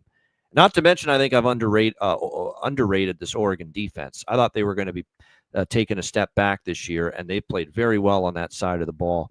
They flow to the ball. They're more physical than you think. So I lean Oregon here, though, early in the week. CMAC, a good one in the Big Ten, Indiana, Oregon. This is another one. We'll touch on in the next game, too. Might be some other rain. We mentioned with Washington. This game got some rain, it looks like, throughout the 80% day so far. Chance. Yes. Yeah, definitely some rain here up in Oregon. This has come down a bunch. This opened 11, right around there, right? At least 10. It's come down a ton to Indiana. I think people are waiting, to like Oregon, just keep waiting a little bit. I don't know, it drops below 7, of course, but it's definitely come down a bunch in this one. Oregon off the bye, Indiana off the bye. Two great teams, you mentioned. More out of Oregon per solid defense rates, 9th. Their offense, 7th. Indiana, 5th. Total offense, total defense ranked 5th. So, doesn't get much bigger than this. And then how much, a little bit, talk about the speed and how good Moore's been with Oregon. How big is, of course, going to Penn State in a wideout is huge. Maybe Penn State's just not that good, too, a little bit. Obviously, they're pretty good, don't get me wrong, but maybe not one of these great teams. We've already gone through Franklin and Aller with Penn State earlier in the show. So this was pretty tough. I always like Oregon at home. I think Indiana's gritty, though. What about Mendoza? I think is kind of big. Like, if he has a good game here, I think they're in it. Like, if we see trouble from him, some of his old times back in the day where, interceptions, but a good defensive scheme and some blitzing. So I think that's the big key. I think if he's pretty clean, I think Indiana, I'm leaning Indiana here in this game. I haven't bet it. This has come down. I didn't jump on it right away a little bit. I want to take Indiana because, I think the world of him, what he's done. Yeah. The progress in this program. I just worry that there's a ceiling. They can pummel in Illinois. They can beat the lesser lights. They can beat the good to average Big Ten teams. But against the absolute best, and the proof is in the pudding. Notre Dame, they lost by double digits in the playoffs. They lost by 10. Ohio State, they got creamed 38-15. And to me, Oregon's on that level right now, the way they've played this year. So far, for sure. Dante Moore, man, so much for my concerns. 74% completions, 11 touchdowns, 1 interception. He's been freaking great. He's been really good. That's great. Yeah. Good, but he has been. So, like I said, I got to see Indiana beat one of the absolute best of the best of the best of the best before I'm ready to back them. But it should be a great game and a great test for Indiana here on the road. All right, Wake Forest and Oregon State. Wake Forest, 2.5-point road favorites, 51 the total in this game. Oregon State's, obviously been a disappointment. They are back home. I usually want to find reasons to back them in Corvallis, but again, there's just been so many issues with this football team. They're coming off another gut-wrenching loss to App State, 27-23. They've battled. They've been in the games the last couple weeks, but 2 crushing, tough losses in games that were winnable. I don't know if I trust them enough. And Wake's picking up here a little bit. They played better against NC State. They almost upset Georgia Tech, lost in overtime of that game as big 13.5-point dogs. They won outright as a dog at Virginia Tech. Robbie Ashford's throwing the ball better. I know it's a long, bad travel spot all the way out to the West Coast for Wake Forest, Pacific Northwest, but this is an afternoon game. This is not a night game, so it's not bad on the body clock necessarily for Wake Forest. If it stays below 3, it's Wake Forest or pass for me in this game. CMAC, what do you think? Yeah, I don't know if I get involved here at all. Wake, back-to-back weeks on the road. Oregon State's just been this bad. I want to back them here at home. We saw them look really good first half against Houston, and they've struggled in a few games in the back half, in the second half. So maybe Oregon State first half. And one thing with Wake, why I can't take them on the road is Ashford, even though he's looked a lot better. Do you know what I mean? Now he's a favorite. And Oregon Wake State needs to go. Area is Swiss cheese. It's terrible. It is. It's bad. Like, can he play well? But can Wake go in now by 3 or 4 here on the road as a favorite? I don't think so. I lean Oregon State. I might need to sit with this one a little bit more. In this game for Wake, I'll lean over a little bit too. The total here, it seemed a little bit. Their head coach knows Oregon State well, played against them with Washington State many years, so a little familiarity edge for Dickert. Little rain here, Corvallis. We talked about it with Eugene. Kind of a lot of rain throughout the day. Right. A little bit of wind. Right. Yep. Nothing crazy. Yeah. 10-mile-an-hour wind. Pump the brakes on the overlean. We'll see what the weather's like closer to kickoff there. They could still get it, though, these defenses, Red River rivalry. Well, we'll take some starch out of it with the loss by Texas to Florida, but Red River rivalry Saturday in the old Cotton Bowl, Oklahoma, Texas, and Dallas. Texas 3-point favorites, 42.5 the total. Give me Oklahoma here. I don't even care that John Mateer's still out. How is Arch Manning and Texas's offense expected to be trusted against Oklahoma's defense? Because Oklahoma's played really good defense so far this year. I know they're playing with the backup quarterback, Hawkins, right now, Oklahoma, for this game. But how excited are we about the Texas defense after last week? That's what was shocking. I expected Arch Manning to maybe have a tough time with the way he's played this year versus that Florida defense. What I didn't expect was Florida's offense, which has been less than stellar, just pushing around Texas's defense the way they did. And that is what's even more concerning for Texas, in my opinion, coming out of that loss to Florida, because Florida just took it to them in the trenches in that game. Obviously, we've got both teams. They both played on this past Saturday, 44-0 for Oklahoma over Kent State. And, of course, Texas was losing that game to Florida with the struggles of Arch and the offense yet again. And obviously the defense getting pushed around. But Michael Hawkins is a guy that's played a lot of games now for Oklahoma. I know he's a bit of a downgrade from John Mateer, but he's played a lot of games. You look at his numbers so far this season for Oklahoma in the limited duty that he's had in the couple games since Mateer's injury. He's been good enough. Obviously, you would think it's going to be tough for him against Texas's defense, but holy shit, I did not like what I saw from Texas's defense last week. When you're giving up all those rushing yards to Florida, there's going to be some thought in my mind that if Oklahoma just lines it up and runs the football here against Texas, they might be able to have some success with it, in my opinion, here in this game for this Oklahoma team. We'll see if they're able to. But yeah, with the defense looking like it did against Florida and just the constant struggle of Arch Manning in this Texas offense to look good against any sort of capable, competent defense and competent team, at +3, it's got to be Oklahoma for me in this game. It's the only side I would consider looking at the current number. C-Mac, what do you think here? Red River rivalry, Oklahoma, Texas. Red River rivalry. This one, too. This has got to be, I'm going to go back further, but at least 20 years, maybe 30, the lowest total. I was going to say, you must be talking about the total. Yep. It's never been this low. It was 49 last year, and it stayed under. Yeah. Yep. Before that, when those teams in the Big 12, they were what, 75, 80 totals, and it would be going into the 60s, 70s, those games. Yep. Yeah. Yep. Crazy. Why have things have changed? I know. A lot of times have changed. Hawkins, I think that's what people like Texas kind of bounced back maybe a little bit, but I don't buy it. I think even with Hawkins at quarterback, it's not going to be flashy. I don't know if this game has a ton of points. I still think, Texas just got thrown around. I think they still have a pretty good defense. But that was alarming. Florida took it to him, and Lagway was pretty good. He threw it on that secondary. And Oklahoma, I think they do have the better defense here. We'll see. Arch Manning. He just hasn't looked very good. All that hype. We said it from the beginning. Like, he hasn't played much, guys. Like, quit with the hype. Remember? To start the year, I'm like, you haven't really seen him play except mop-up time. So, But yeah, I think Oklahoma will be able to run the football here. I like them here. I think they can win outright, or at least the +3. Even with Texas, they're off a loss, thinking they play better. If the game's tight, I want the points here, but I think they can win outright.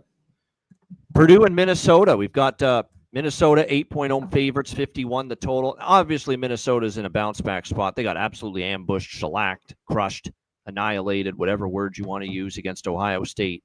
I'm stubborn with Purdue. Every week I see Purdue catching points. I want to take them, but I'm seeing their defense get worse by the week. I mean, it's pretty bad still. And Barry Odom's got. I like Barry Odom. You're seeing, the efforts there. They're competing. These kids are playing hard. They're just not very good on defense. They're really not. Not good at all on defense. We've seen it the last few weeks. 33 allowed to USC, 56 to Notre Dame, 43 to Illinois. And their offense is like, I don't mind Ryan Brown. He's throwing for 300 yards. They're throwing the ball. Now they're struggling to run it, but they are definitely able to throw the football. But they just can't overcome the defense, because it seems like every single time, the offense scores, the defense just gives it right back, Purdue, and that's the way it's been. So that's the concern. But I'm still leaning Purdue at +8 here. Say this for Purdue's defense, for as bad as it's been. USC, pretty good offense. Notre Dame, excellent offense. Illinois, especially, it can be a pretty good offense. Minnesota's not that. Drake Lindsey and Minnesota are not nearly as good on offense as those teams that Purdue has played recently, as of late. So I still lean Purdue a little bit here in this spot. And let's not forget, as far as recent head-to-head series, let's go back to 2019, shall we?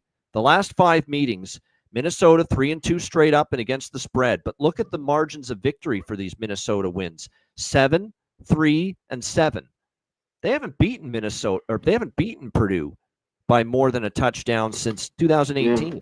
And then the last 2 years, it's been Purdue, Minnesota. Purdue's won outright as underdogs versus Minnesota. So I'll take Purdue here, plus the points, and probably split it between the +8 and the team total over. I'm going to start to do that with Purdue because I trust their offense more than their defense. So, but I do think they can hang in this game. I don't love what I'm seeing from Minnesota on offense. It's very janky. It's very inconsistent, up and down, erratic. Their offensive production so far this year. Darius Taylor's often been banged up here in the early part of the year as well. Yeah, I know it's a pretty shaky Purdue defense, but Purdue's actually been better against the run than they've been against the pass. And I don't know if we're at the point yet with Drake Lindsey for Minnesota at quarterback that he's able to, carry the team with his arm necessarily here. And if anything, as bad as Purdue's defense has been, they're battle tested because they faced 3 really good offenses in a row. So I'm going to lean Purdue here, +8, split with the team total over. CMAC, what do you think here? Purdue, Minnesota. Yeah, Oklahoma's quarterback's Hawkins Jr. You said, what I think in this game? Yeah, with Minnesota, we see these numbers, them laying it. They just can't do it. Even Rutgers, right? In that game, what were they laying? 6.5. Hold on. Yeah. Oh, you're talking about Minnesota? Yeah, Minnesota. They were laying 4 by the end. Yeah, I think it opened 6. No. They didn't cover. We talk about that. They're just a team that you don't want to lay numbers with. They're 0-3 against the spread versus FBS opponents this year, Minnesota. 0-3 ATS as favorites against FBS opponents. They didn't cover against Buffalo at home. They didn't cover against Cal. They lost outright, and they didn't cover against Rutgers. There's a punch, I think, in this game. Purdue can cover. I think this game could get over. And I think if you do want Minnesota, take their team total over. It should be right below 30, I'm thinking, 29.5. Yep. I have to double check that. It seems like they could still get that being here at home in that offense. Like they got 31 against Rutgers.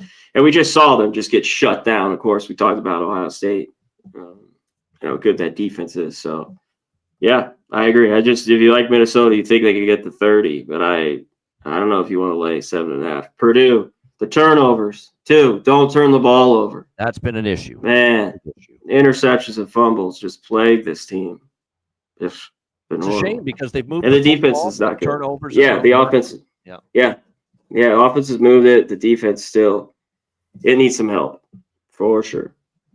All right, we have reached our final game here for this edition of Hitting the Books. Georgia and Auburn. We've got Georgia 3.5-point road favorites, 46.5 the total here in this one. We've got Auburn off a bye. They lost 16-10 to A&M on the road, and then they lost 24-17 to Oklahoma on the road prior to that. We'll see now off the bye week, extra time to prepare how they handle Georgia here. Georgia's owned this series, though.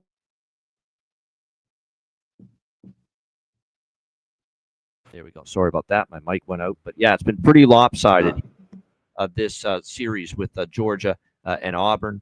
8 straight wins for Georgia in the series, 8-0 straight up, 6-2 against the spread versus Auburn. You look at the last – wow. You look at all these games. All 8 of these wins are for Georgia against Auburn. 17-7, 21, 24, 32, 7, and 18. Those are the margins of victory. None of them have been close to this point spread. None of them. All these Georgia wins, 8 straight over Auburn, they've all been by a minimum of a touchdown. Minimum. And here they are only laying 3.5. That being said, it is Auburn at home, off a bye week, situational advantage for the Auburn Tigers. But I don't know if I trust this group at the moment. I don't trust Jackson Arnold, quite honestly. I do not like what I've seen much from the offense. Couldn't run the football against A&M.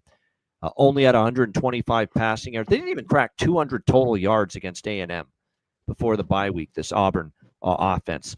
So this Auburn offense leaves a lot to be desired.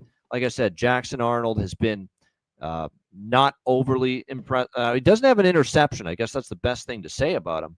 But he's only got 721 passing yards in 4 games. It's been a lot of dink and dunk stuff, trying to rely on his running ability. And he does have 882 rushing yards, Jackson Arnold. But I don't know. When I watch this Auburn offense, I keep thinking there's not a lot of playmakers. The O-line's been up and down.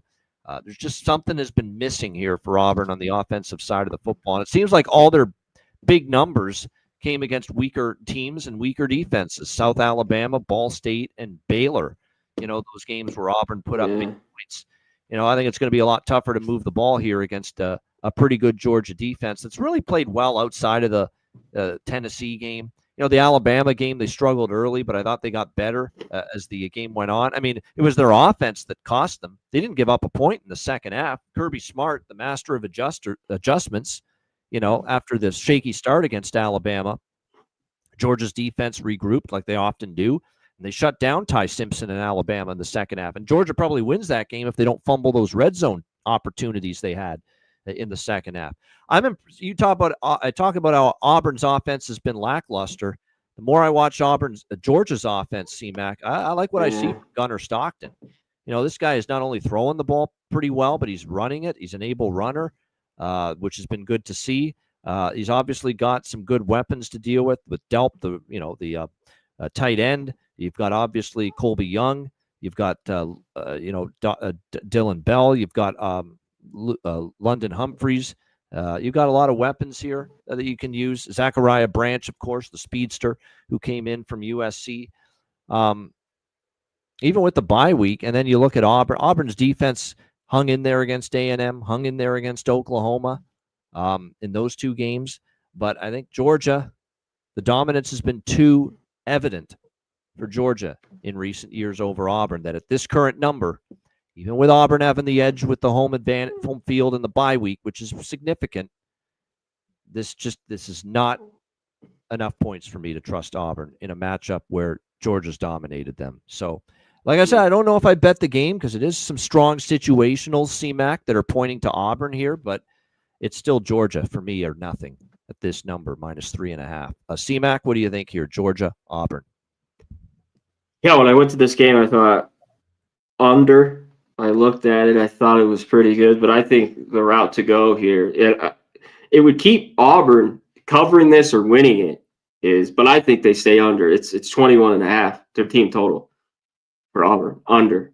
You can get 21.5. There are some 20s. I just don't see them getting 3 touchdowns here at home. And it's been that way in the series. They've struggled. They've struggled to get more than 2 touchdowns. Kentucky got one late. I was on under 14.5 there in that game. And that game went over by a half point on the full. It ran on 49.